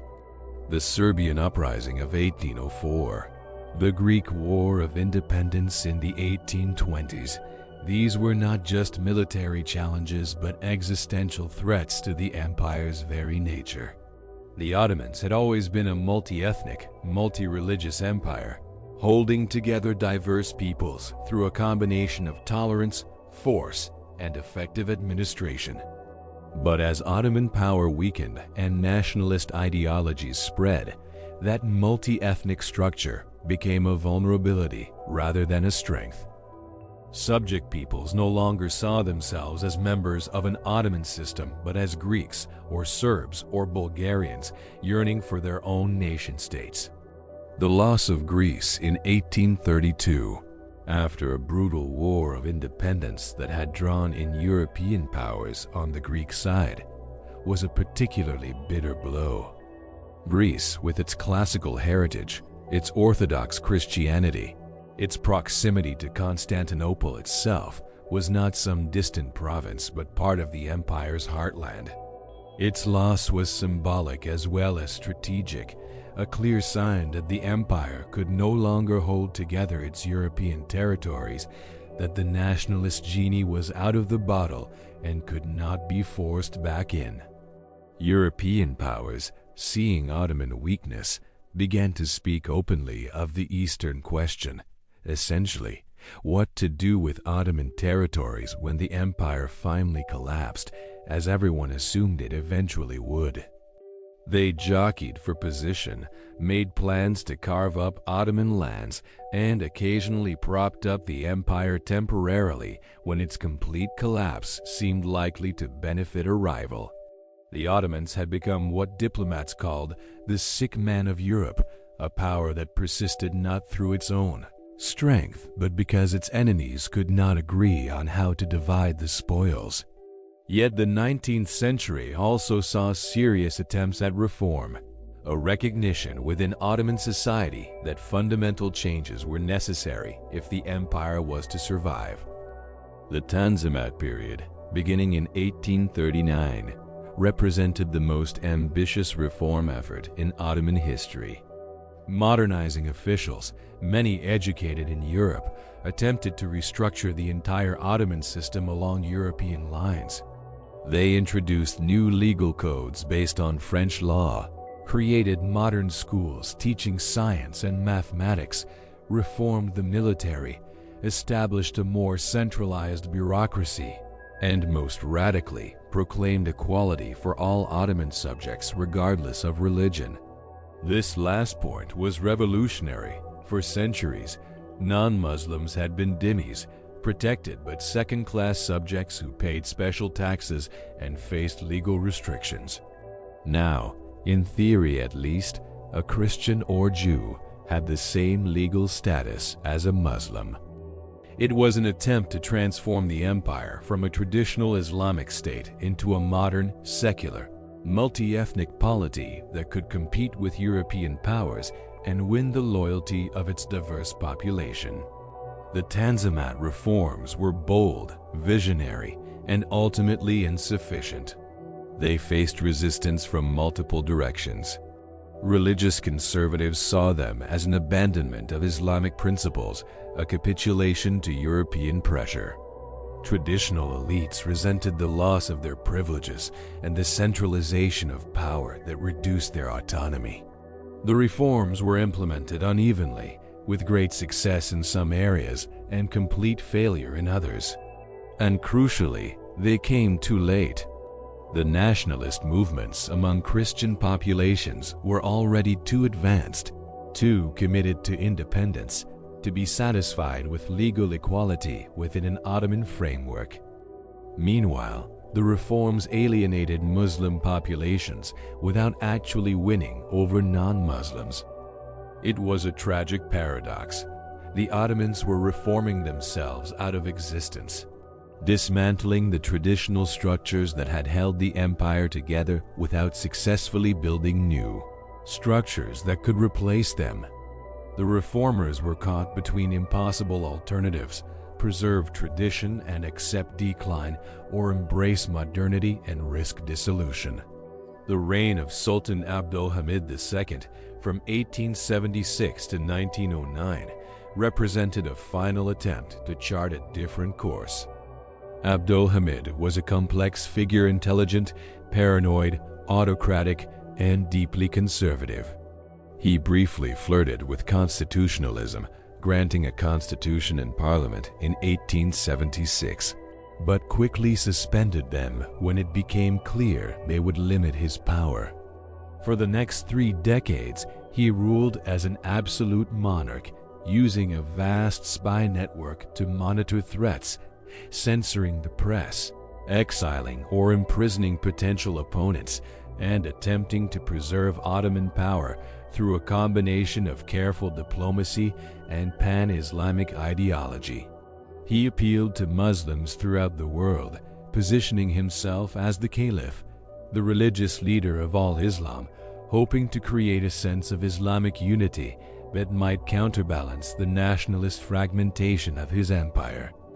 He modernized the military, built railroads including the famous Hejaz Railway connecting Damascus to Medina, expanded education, and managed through skillful diplomacy to keep the empire intact during a period of intense European imperial competition.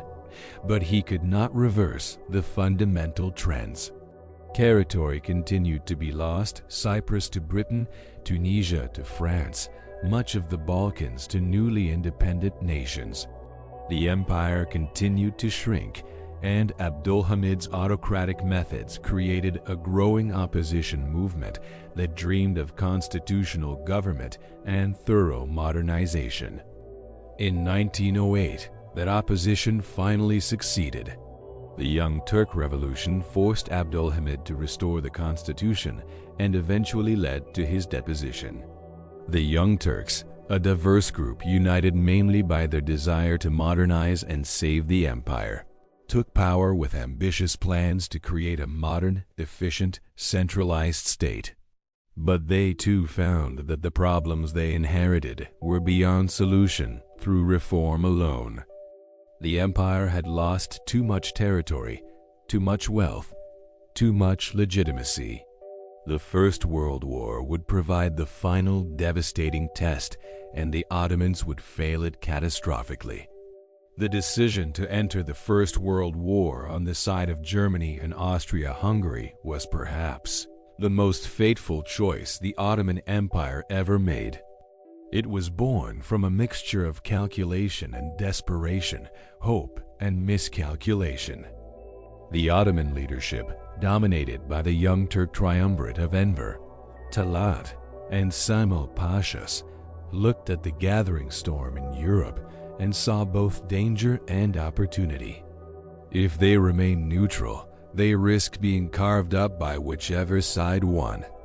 If they chose the winning side, they might regain lost territories, restore Ottoman prestige, and secure the empire's future.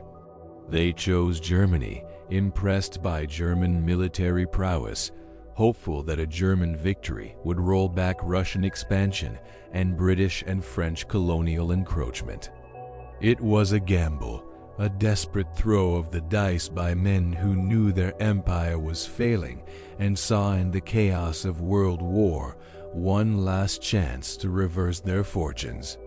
But the dice came up wrong, and the price would be total. The war went badly from the beginning. Enver Pasha, fancying himself a military genius, launched a disastrous winter offensive against Russia in the Caucasus Mountains in late 1914. His army, inadequately supplied and equipped, froze and starved in the mountain passes. Of the 90,000 men who began the campaign, fewer than 20,000 returned.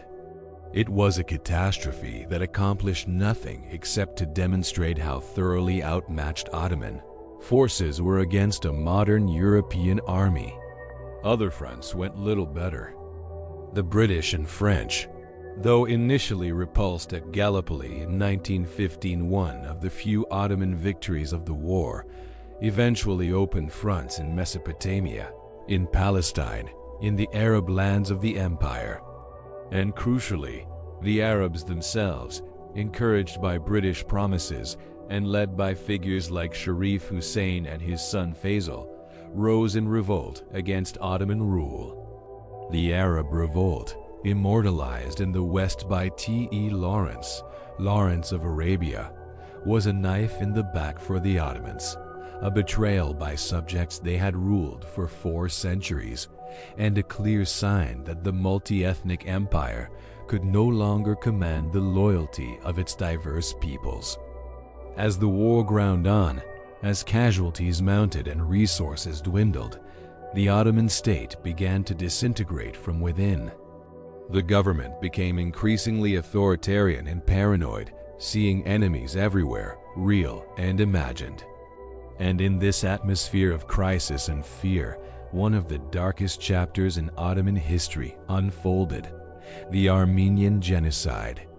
The Armenian population, Christian and concentrated in eastern Anatolia, had long been viewed with suspicion by the Ottoman authorities, especially after Armenian nationalist movements had emerged in the late 19th century. Now, in the chaos of war, with Russian armies advancing and some Armenians supporting the Russian invasion, the Young Turk government decided on a radical solution. In 1915, they ordered the deportation of the entire Armenian population from eastern Anatolia to the deserts of Syria and Mesopotamia. What followed was systematic mass murder.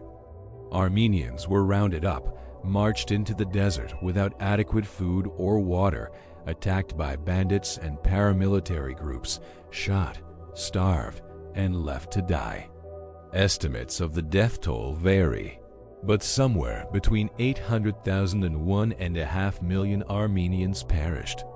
It was genocide, one of the 20th century's great atrocities, a stain on Ottoman history that has never been fully acknowledged or reconciled. By 1918, the Ottoman war effort had collapsed completely. British forces under General Allenby had captured Jerusalem and Damascus. The Arab provinces were lost. Bulgaria, the Ottoman ally in the Balkans, had surrendered. The once mighty empire now controlled little more than Anatolia itself, and even that was contested, with Greek and Italian forces occupying coastal regions and the French holding parts of the south. On October 30th, 1918, the Ottomans signed the Armistice of Mudros, effectively surrendering to the Allied powers. The war was over, and the empire had lost.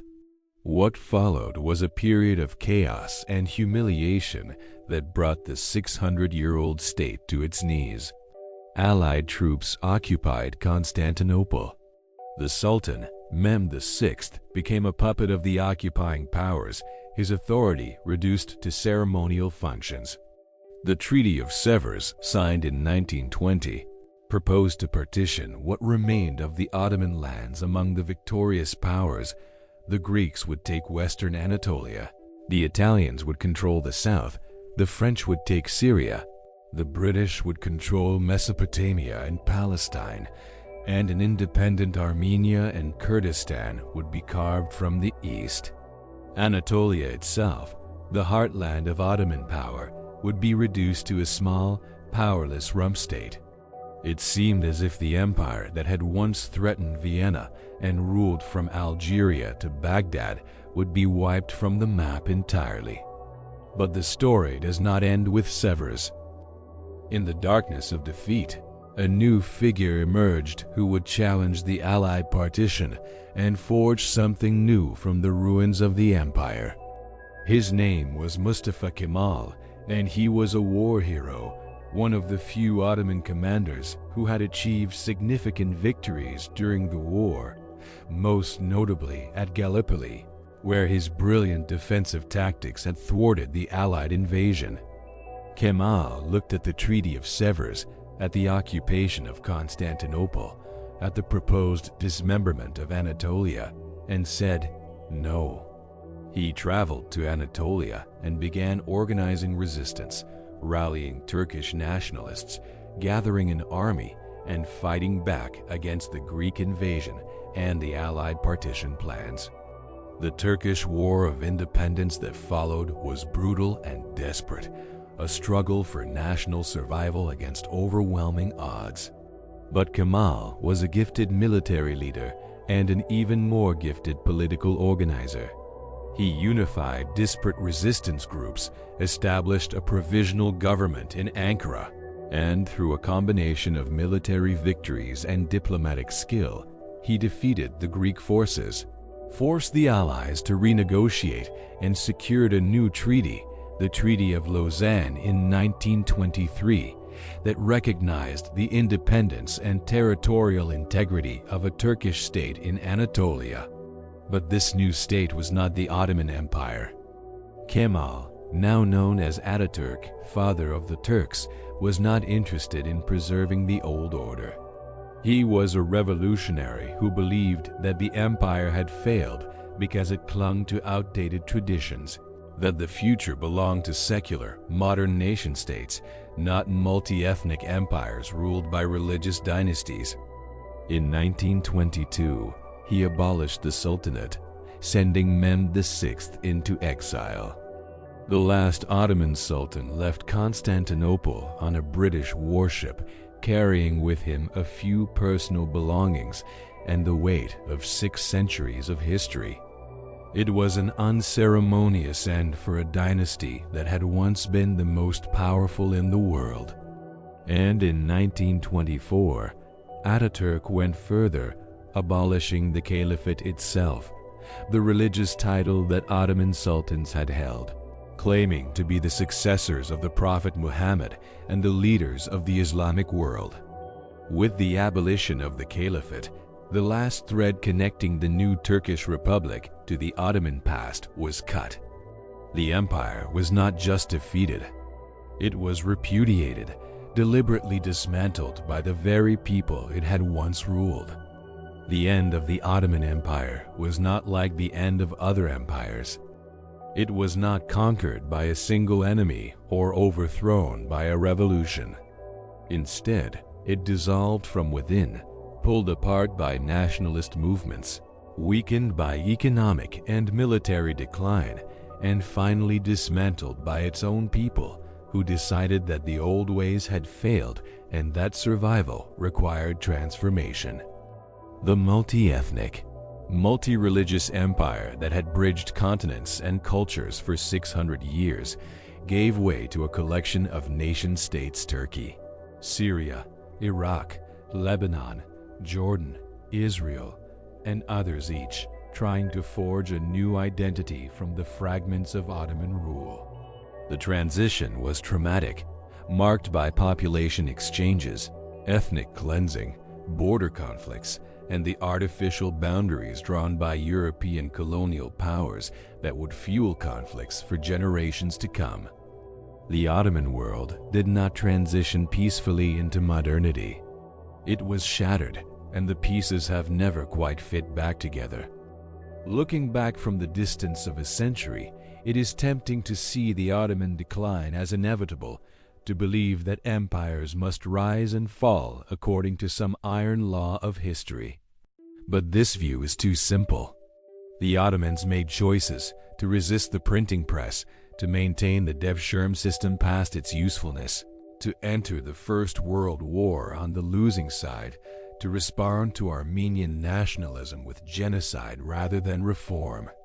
Different choices might have produced different outcomes.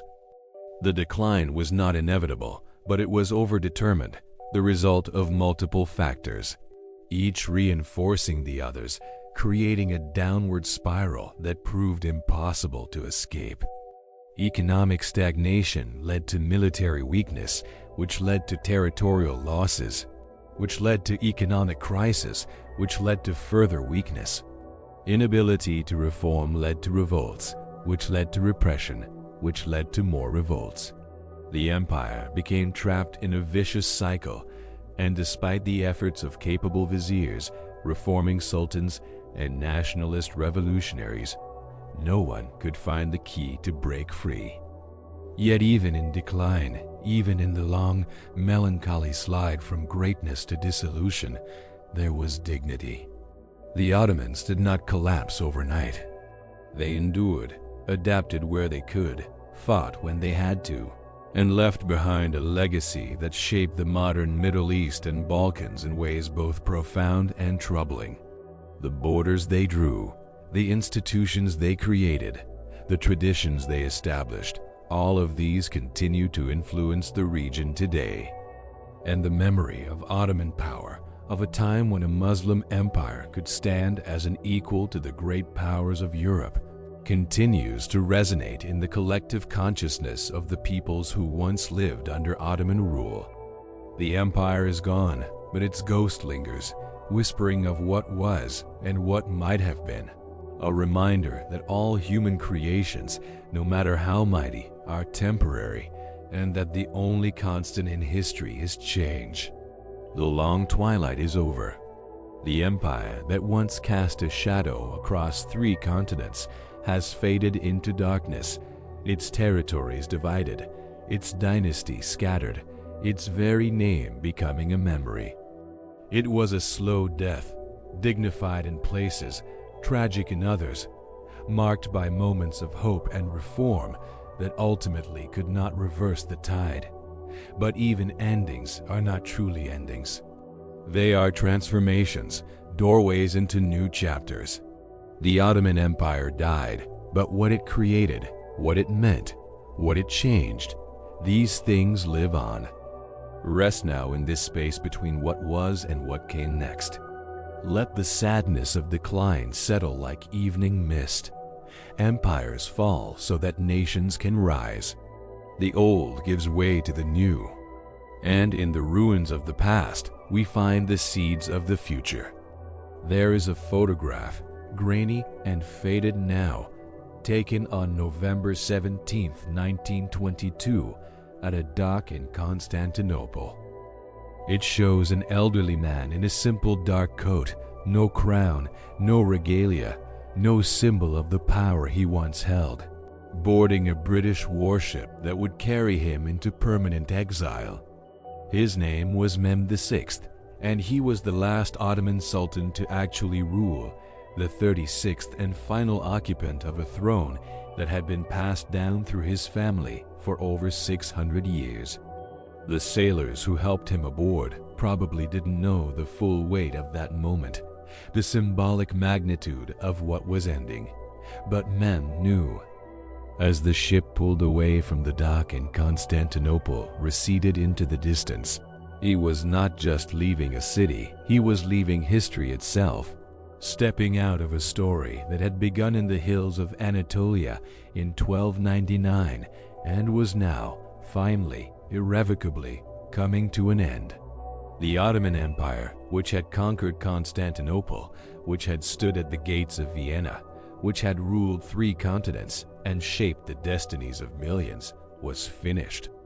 And the world it left behind would spend the next century trying to understand what had been lost, what had been gained, and what it all meant.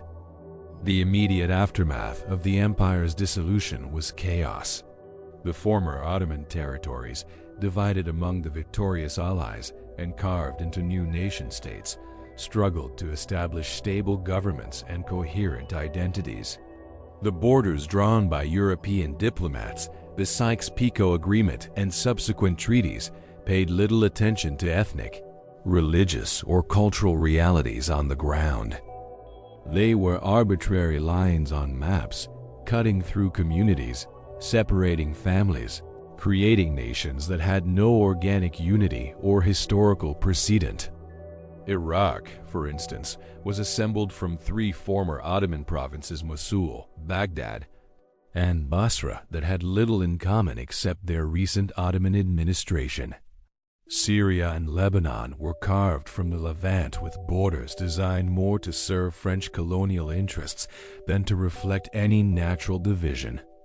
Palestine, placed under British mandate, became the site of an impossible promise, the same land pledged to both Arabs and Jews, setting the stage for a conflict that would define the region for the next century and beyond. In Anatolia, Mustafa Kemal Ataturk was building something radically different. The Turkish Republic that emerged from the War of Independence was not a continuation of the Ottoman Empire, but a deliberate rejection of it. Ataturk believed that the empire had failed because it was too traditional, too religious, too tied to outdated forms of governance and social organization. His vision for Turkey was relentlessly modernizing and secular. He abolished the caliphate, closed religious schools, replaced Islamic law with European legal codes, changed the alphabet from Arabic script to Latin letters, banned traditional clothing like the fez, encouraged women to unveil and participate in public life, and moved the capital from cosmopolitan Constantinople, which he renamed Istanbul, to Ankara, a city in the Anatolian heartland with no imperial associations.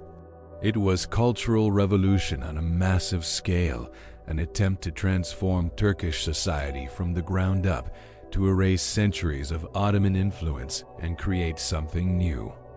Many of these reforms were beneficial, modernizing the country and giving it a chance to compete in the 20th century world.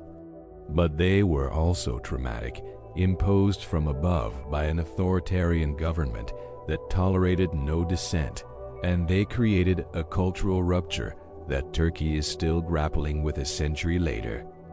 The Arab world, meanwhile, found itself trading Ottoman rule for European colonialism, and the experience was bitter. The promises made to Arab leaders during the war promises of independence, of self-determination, of their own states were broken almost immediately. Instead of independence, they got mandates, a polite word for colonial control. The French ruled Syria and Lebanon with an iron fist, suppressing revolts and maintaining power through divide and rule tactics that exacerbated sectarian tensions. The British controlled Iraq, Palestine, and Transjordan, installing friendly monarchs and maintaining military bases to protect their strategic interests, particularly the oil that was increasingly recognized as the region's most valuable resource.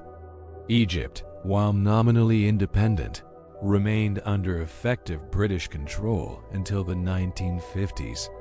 For many Arabs, the fall of the Ottoman Empire felt less like liberation than like a betrayal. The replacement of distant Muslim rulers with nearby Christian colonizers who showed even less respect for local customs and aspirations. Yet amid all this turmoil and disappointment, something interesting was happening. People who had once identified primarily as Ottoman subjects or simply as Muslims or Christians were developing new national identities. The Greeks who had fought for independence in the 1820s had pioneered this path, but now it accelerated. People began to think of themselves as Turks, Arabs, Kurds, Armenians, national categories that would have meant little in earlier centuries but now became the primary markers of identity and the basis for political claims. Nationalism, the ideology that had helped tear the Ottoman Empire apart, now became the organizing principle of the post-Ottoman world. And nationalism brought with it both promises and dangers. It promised self-determination, the right of peoples to govern themselves, to preserve their cultures, to chart their own destinies. But it also brought conflict, because peoples were mixed together, living in the same territories, and the demand that each nation should have its own state inevitably meant that someone would be left out, that minorities would be oppressed, that borders would be contested, and that the dream of homogeneous nation-states would be pursued through ethnic cleansing and forced population exchanges. The Greek-Turkish population exchange of 1923, mandated by the Treaty of Lausanne, exemplified this new logic. Over 1 million Greek Orthodox Christians living in Anatolia were forced to leave their ancestral homes and resettle in Greece, while 500,000 Muslims living in Greece were forced to move to Turkey. Religion, rather than language or actual ethnicity, determined who went where. Many of the Greeks who were expelled spoke only Turkish, and many of the Turks who moved to Turkey spoke only Greek. But the New World Order cared nothing for these complexities. What mattered was creating ethnically and religiously homogeneous nation-states, even if it meant uprooting millions of people and destroying communities that had existed for centuries. It was ethnic cleansing given the sanction of international law, and it set a terrible precedent for the 20th century. The Ottoman system, for all its flaws, had at least allowed different religious and ethnic communities to coexist in the same territories. The nation-state system that replaced it demanded separation, purity, homogeneity, and the human cost was enormous. The legacy of Ottoman governance was complex and contested. In Turkey, particularly under Ataturk's influence, the Ottoman centuries came to be seen as a dark age of backwardness and decline, something to be overcome rather than celebrated. Turkish school children learned to be ashamed of their Ottoman past, to see it as a period of stagnation that had held Turkey back from modernity. But in the Arab world, and particularly in recent decades, there has been a nostalgia for the Ottoman period, a sense that however flawed Ottoman rule may have been, it was better than what came after, better than European colonialism, better than the authoritarian secular dictatorships that emerged in the mid-20th century, better than the sectarian conflicts and failed states that have plagued the region in recent years. Ottoman rule, from this perspective, appears as a time of relative stability and tolerance, when different communities could live together without the constant fear of ethnic cleansing or civil war. This nostalgia is selective, of course, forgetting the repressions and failures of the Ottoman system. But it speaks to a deep dissatisfaction with the post-Ottoman order, a sense that the promise of the nation-state has not been fulfilled, and that the region's problems can be traced back to the way the Ottoman Empire was, divided up by European powers with no regard for local realities. Walk through Istanbul today, and you walk through layers of history, each one pressing against the others like geological strata.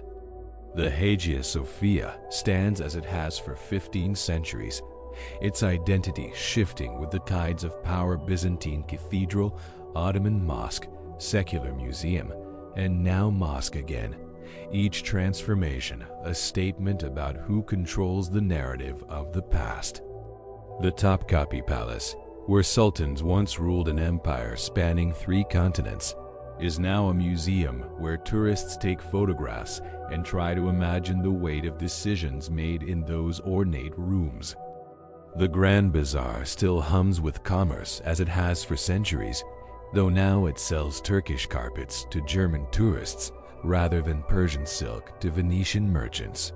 The city itself is a living monument to the Ottoman centuries, its skyline still dominated by the minarets and domes of imperial mosques, its neighborhoods still bearing the names and character given to them during Ottoman times. You cannot escape the Ottoman past in Istanbul. It saturates every stone, echoes in every call to prayer, whispers from the waters of the Bosphorus where Ottoman galleys once anchored. But the Ottoman legacy extends far beyond architecture and tourism. It lives in the legal systems of successor states, many of which retained elements of Ottoman law long after independence. It lives in the administrative structures, the hierarchies of governance, the ways that power is organized and exercised. The millet system, the Ottoman practice of allowing religious communities to govern their own internal affairs, created patterns of sectarian organization that persist today, for better and worse. In Lebanon, the complex confessional system that divides political power among different religious groups is a direct descendant of Ottoman practice. In Iraq, the sectarian divisions between Sunni, Shia, and Kurdish populations were managed through Ottoman administrative divisions that the British and later Iraqi governments inherited and reinforced.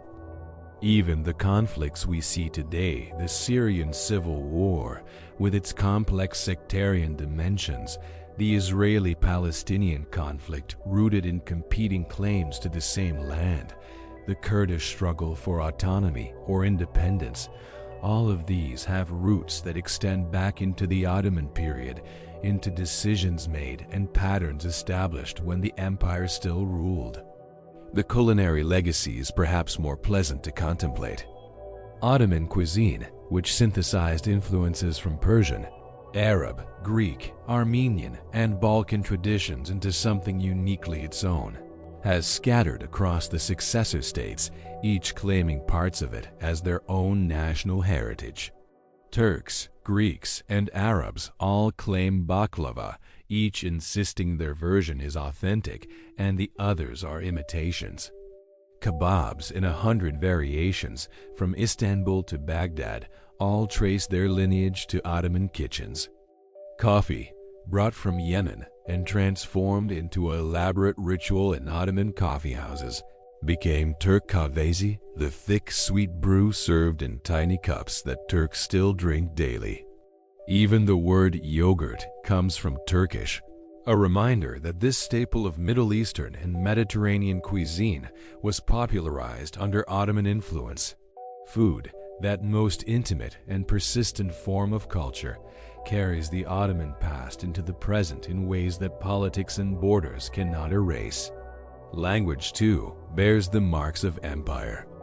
Modern Turkish, despite Ataturk's language reforms that purged thousands of Arabic and Persian loanwords, still carries Ottoman DNA in its grammar and vocabulary. Arabic in the Levant and Iraq contains Turkish loanwords accumulated over centuries of Ottoman rule words for government, military ranks, administrative functions. Even Greek, the language of a people who fought bitterly for independence from Ottoman rule, contains hundreds of Turkish words that have become so naturalized that many speakers don't realize their origin. Languages intermingled during the Ottoman centuries in ways that reforms and nationalisms could never completely undo. The empire may have fallen, but its linguistic legacy persists in the daily speech of millions who may never consciously think about the Ottoman past. In the realm of ideas and political imagination, the Ottoman legacy is more ambiguous and contested. For some, particularly among Islamist movements, the Ottoman Empire represents a model of Islamic governance, a time when Muslims were powerful and successful, when the caliphate existed and provided unity to the Islamic world. This romanticized vision ignores the complexities and failures of actual Ottoman rule, but it has political power. When ISIS declared a caliphate in 2014, it was invoking a memory that reached back through the Ottoman centuries, a claim to revive something that had been lost when Ataturk abolished the Ottoman Caliphate in 1924. When Turkish President Erdogan speaks of Turkey's historical role, of its special relationship with former Ottoman territories when he involves Turkey in Syrian and Libyan conflicts, he is drawing on Ottoman memory, positioning modern Turkey as the natural heir to Ottoman influence in the region. This neo-Ottomanism is controversial, seen by some as a legitimate assertion of Turkey's regional role, and by others as dangerous nostalgia for empire. But whatever one thinks of it, it demonstrates that the Ottoman past is not merely historical, it remains a living political force. The question of borders may be the most consequential Ottoman legacy of all. The borders of modern Middle Eastern states were drawn mostly by European colonial powers after World War I, but they were drawn on top of Ottoman administrative divisions using Ottoman provincial boundaries as starting points. The result is a regional map that reflects neither natural geographic boundaries nor coherent ethnic or religious divisions, but rather the administrative convenience of a long-dead empire overlaid with the strategic interests of European colonizers. These artificial borders have been a source of conflict ever since. Iraq's borders make little sense except as the boundaries of three Ottoman provinces cobbled together. Syria and Jordan were divided by a British pencil on a map. The Kurdish people found themselves scattered across Turkey, Iraq, Syria, and Iran. Their hopes for a nation-state frustrated by borders that gave them minority status in 4 different countries.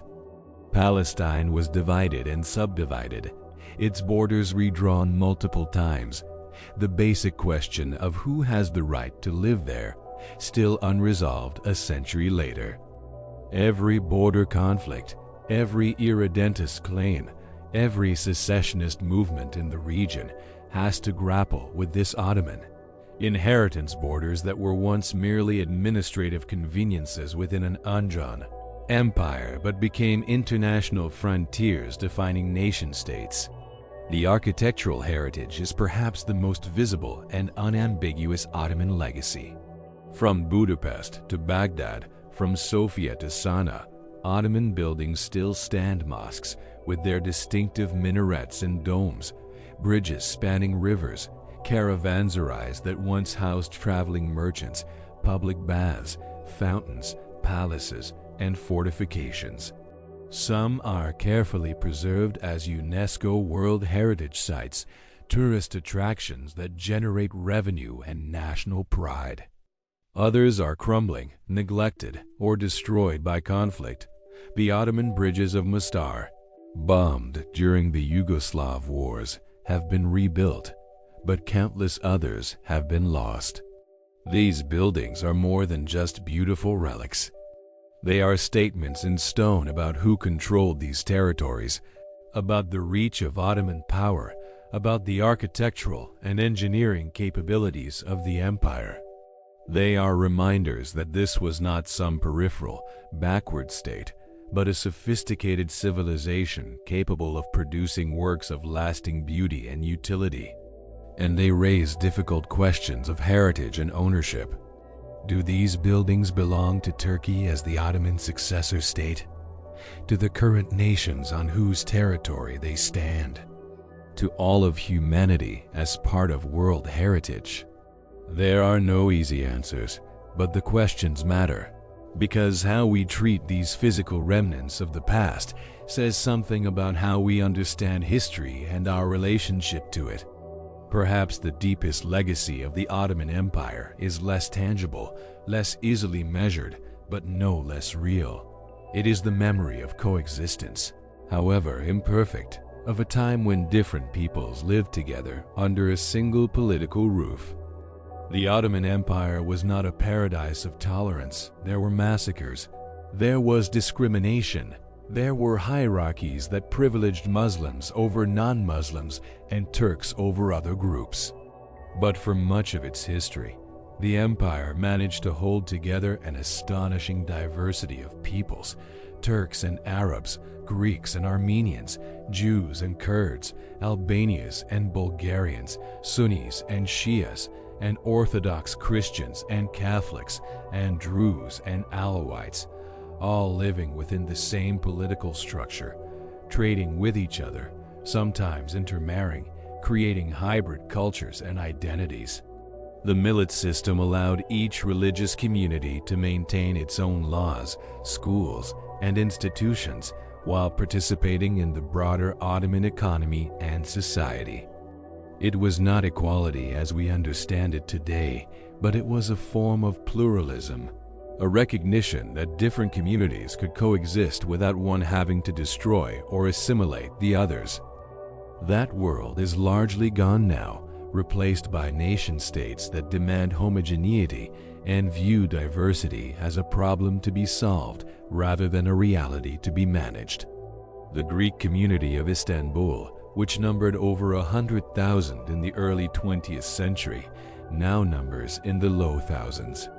The Jewish communities of Baghdad, Damascus, and Cairo, which thrived under Ottoman rule and continued for decades after, have almost completely disappeared, their members driven out by persecution and wars.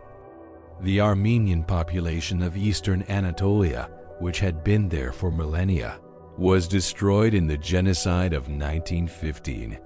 The Christian populations throughout the Middle East, protected as dhimmis under Ottoman rule, have been steadily declining for a century, driven out by conflicts and the pressures of living as minorities in increasingly nationalistic or Islamist states. What was once a multi-religious, multi-ethnic mosaic has been shattered into fragments, each trying to claim homogeneity, each suspicious of the minorities that remain. And in this context, the Ottoman past, for all its flaws, stands as a reminder that things were not always this way, that diversity was once the norm rather than the exception, and that perhaps, just perhaps, it could be again. But nostalgia is a dangerous guide to understanding history. The Ottoman Empire fell for reasons, and many of those reasons were internal failures that no amount of romanticizing can erase. It fell because it could not modernize fast enough to compete with European powers. It fell because its system of governance, however sophisticated for its time, became rigid and corrupt. It fell because nationalism proved a more powerful political force than imperial loyalty. It fell because it made catastrophic decisions, like entering World War I on the losing side. It fell because it committed atrocities, like the Armenian genocide, that destroyed its moral legitimacy. And it fell because, ultimately, Multi-ethnic empires based on religious and dynastic legitimacy could not survive in a world increasingly organized around secular nation-states and ethnic nationalism. The Ottoman Empire was a product of its time, a medieval and early modern form of political organization that simply could not adapt to the demands of the modern world. Its collapse was, in that sense, inevitable. Not because of any iron law of history, but because the world changed and the empire could not change with it. Yet acknowledging why the empire fell does not diminish what it achieved. For 6 centuries, the Ottomans created and maintained one of history's great empires. They preserved and transmitted knowledge across cultures, keeping alive Greek and Roman texts that might otherwise have been lost, fostering advances in mathematics, astronomy, medicine, and geography. They created architectural masterpieces that still inspire awe. They developed sophisticated systems of administration and law that governed millions with a degree of efficiency remarkable for the pre-modern world. They facilitated trade across 3 continents, connecting Europe, Asia, and Africa in networks of commerce that enriched all parties. They provided a framework within which diverse peoples could, however imperfectly, live together. And they shaped the course of history in profound ways. The fall of Constantinople altered the trajectory of European civilization. Ottoman expansion into Europe influenced the development of European military technology and state formation. Ottoman control of trade routes spurred European voyages of exploration that led to the discovery of the Americas. The world we live in today was shaped, in ways we often don't recognize, by the Ottoman centuries. In Turkey, the relationship with the Ottoman past has been evolving. For decades after the founding of the Republic, official ideology demanded that Turks look forward, not back, that they embrace European modernity and reject Ottoman tradition as backward and embarrassing. But in recent years, there has been a rehabilitation of Ottoman memory. Popular television series dramatizing Ottoman history with high production values and romantic storylines have been wildly successful, not just in Turkey, but throughout the former Ottoman territories and beyond. The Topkapi Palace and other Ottoman sites have been renovated and promoted as symbols of Turkey's historical greatness. Political leaders invoke Ottoman grandeur to bolster national pride and justify regional ambitions. This shift reflects a society coming to terms with its past, no longer willing to reject 6 centuries of history in favor of a purely modernist identity. But it also raises questions about what aspects of the Ottoman past are being remembered and what are being forgotten. The magnificence of Suleiman's reign is celebrated, but what of the stagnation of later centuries? The architectural achievements are showcased, but what of the massacres and deportations? Memory is always selective, and how societies choose to remember their pasts has consequences for how they imagine their futures. For the Arab world, too, the Ottoman past is being reassessed. After decades of nationalist historiography that portrayed Ottoman rule as foreign oppression, as centuries lost to Turkish domination that held Arabs back from achieving their potential, a more nuanced view is emerging. Scholars are documenting the ways that Arab elites participated in Ottoman governance, that Arab culture flourished during the Ottoman centuries, that the relationship between Arabs and Ottomans was more complex than a simple colonizer-colonized dynamic. And ordinary people, looking at the chaos and violence of the post-colonial era, the failed states, the civil wars, the sectarian massacres, sometimes wonder if things might have been better if the Ottoman system had been reformed rather than destroyed, if the empire had evolved into a commonwealth or federation rather than fragmenting into competing nation-states. This is speculation, of course, impossible to verify. History does not offer controlled experiments or do-overs. But the fact that people are asking these questions suggests a deep dissatisfaction with the present and a willingness to reconsider the past. In the Balkans, the Ottoman legacy is perhaps most contested of all. Nationalist historiographies in Greece, Serbia, Bulgaria, and other Balkan states have traditionally portrayed Ottoman rule as a dark age, centuries of oppression from which these nations heroically liberated themselves. The period of Ottoman rule is called the Turkish yoke, a time of suffering to be remembered primarily as something overcome. And there is truth in this narrative. Ottoman rule in the Balkans was often harsh. Christian populations faced discrimination and violence.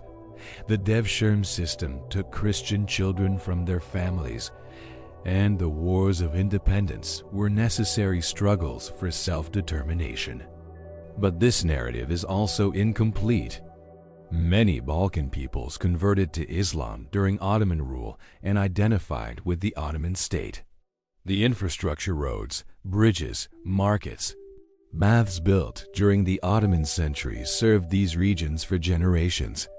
Cultural exchange went both ways, with Balkan influences shaping Ottoman music, food, and customs, just as Ottoman influences shaped Balkan cultures. And the ethnic cleansing that followed. Ottoman retreat Muslims driven from the Balkans in the 19th and 20th centuries, culminating in the Bosnian genocide of the 1990s, suggests that the end of Ottoman rule did not bring unambiguous liberation, but rather new forms of violence rooted in the logic of ethnic nationalism. The Ottoman past in the Balkans remains a wound that has not fully healed, a memory that different communities interpret in radically different ways. As we stand here in the 21st century, more than 100 years after the empire's fall, the Ottoman legacy is everywhere and nowhere. It is everywhere in the physical landscape, in the borders and buildings, in the languages and cuisines, in the patterns of coexistence and conflict that define the Middle East and Balkans today. But it is nowhere in the sense that there is no consensus on what the Ottoman centuries meant, no shared understanding of whether they represent a golden age to be celebrated or a dark age to be lamented, a model to be emulated or a mistake to be avoided. And perhaps this is appropriate. Empires are too large, too complex, too contradictory to be reduced to simple judgments. They contain multitudes of achievements and atrocities, tolerance and oppression, splendor and decay. The Ottoman Empire was all of these things, and its legacy is correspondingly complex, impossible to neatly categorize as wholly good or wholly bad. What, then, can we learn from the Ottoman story as we close this long journey through 6 centuries? Perhaps the first lesson is about the impermanence of power. The Ottomans at their height seemed eternal, invincible, destined to rule forever. Their enemies trembled before them. Their subjects could not imagine a world without Ottoman authority. And yet it all ended, dissolved into history, replaced by a world order that the great sultans could never have imagined. This is the fate of all empires, all systems of power, no matter how mighty they seem in their moment. Rome fell. The Mongol Empire fragmented. The British Empire retreated. The Soviet Union collapsed. And someday, the empires and superpowers of our own time will also pass, will also become subjects of history rather than makers of it. Understanding this does not diminish the Ottoman achievement, but it does place it in perspective, reminds us that power is always temporary, always contingent, always one crisis away from unraveling. The second lesson is about the price of stagnation. The Ottomans did not fall because they were conquered by a superior force in a single decisive battle. They fell because they stopped adapting, stopped innovating, stopped learning from the world around them. While Europe underwent the scientific revolution, the Enlightenment, the Industrial Revolution, the Ottomans largely turned inward, convinced of their own superiority, suspicious of foreign ideas, bound by traditions that had once served them well, but became chains as the world changed. By the time Ottoman reformers recognized the need for change and tried to modernize, it was too late. The gap had grown too wide. The momentum was too strongly against them. This is a cautionary tale for any civilization: adapt or decline. Learn or be surpassed. Remain open to new ideas or be left behind by history. The third lesson concerns the nature of diversity and coexistence. The Ottoman Empire was not a democracy, not a liberal state in any modern sense, but it did manage to hold together an extraordinary diversity of peoples for centuries. The millet system, the practice of tolerance toward religious minorities, the incorporation of conquered elites into the Ottoman administrative structure, these were pragmatic solutions to the challenge of governing a multi-ethnic empire. They were imperfect, often unjust, marked by hierarchies and discriminations that we would rightly reject today. But they worked, in the sense that they allowed different communities to coexist without constant warfare, without the kind of ethnic cleansing and genocide that has marked the post-Ottoman era. The nation-state system that replaced Ottoman rule promised self-determination but delivered fragmentation, promised homogeneity but required ethnic cleansing to achieve it. Neither system was perfect, but the comparison raises uncomfortable questions about whether the post-Ottoman order has truly been an improvement for the peoples of the Middle East and Balkans, and whether there might be something to learn from Ottoman practices of managing diversity. The fourth lesson is about memory and identity. How societies remember their pasts shapes how they imagine their futures. The Turkish rejection of the Ottoman past under Ataturk was an attempt to create a clean break, to start fresh without the burden of imperial history. But identity cannot be manufactured from nothing, and eventually Turkey has had to reckon with its Ottoman heritage, for better and worse. The Arab nationalist rejection of Ottoman rule as foreign oppression served a political purpose in the Fajr, mid-20th century, but has given way to more nuanced understandings as the failures of Arab nationalism have become apparent. The Balkan nationalist narratives of Ottoman rule as purely oppressive served to mobilize populations for independence, but have also contributed to ethnic hatreds and violence. How we tell the story of the past matters, because those stories shape present identities and future possibilities. And perhaps the healthiest relationship with the past is one that acknowledges complexity, that resists the temptation to make history into a simple morality tale of heroes and villains, that recognizes both the achievements and the failures, both the tolerance and the oppression, both the glory and the decline. The fifth lesson concerns the human cost of empire, both in its rise and its fall. Empires are built on conquest, on the subjugation of peoples, on violence that is often sanitized in historical accounts, but was brutal and traumatic for those who experienced it. The Ottoman conquests brought death and displacement to millions.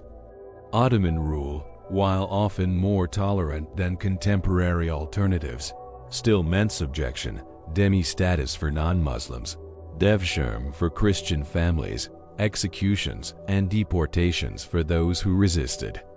And the fall of the empire brought its own horrors: the Armenian genocide, the Balkan wars with their ethnic cleansings, the artificial borders that have fueled a century of conflict, the colonial occupations that replaced Ottoman rule with European domination. There is a tendency to romanticize empires, to focus on their cultural achievements and administrative sophistications, while forgetting the human beings who suffered under their rule. But empires are ultimately systems of domination, and we should not forget the costs even as we marvel at the achievements. And yet, and this is perhaps the final lesson, there is something in the Ottoman story that speaks to a human capacity for grandeur, for achievement beyond the merely practical, for creating something larger than ourselves that endures beyond our lifetimes. Osman's dream was impossible, yet he pursued it. Mehmed II faced walls that had stood for 1,000 years, yet he brought them down. Suleiman ruled an empire spanning 3 continents, yet he found time to write poetry and codify laws.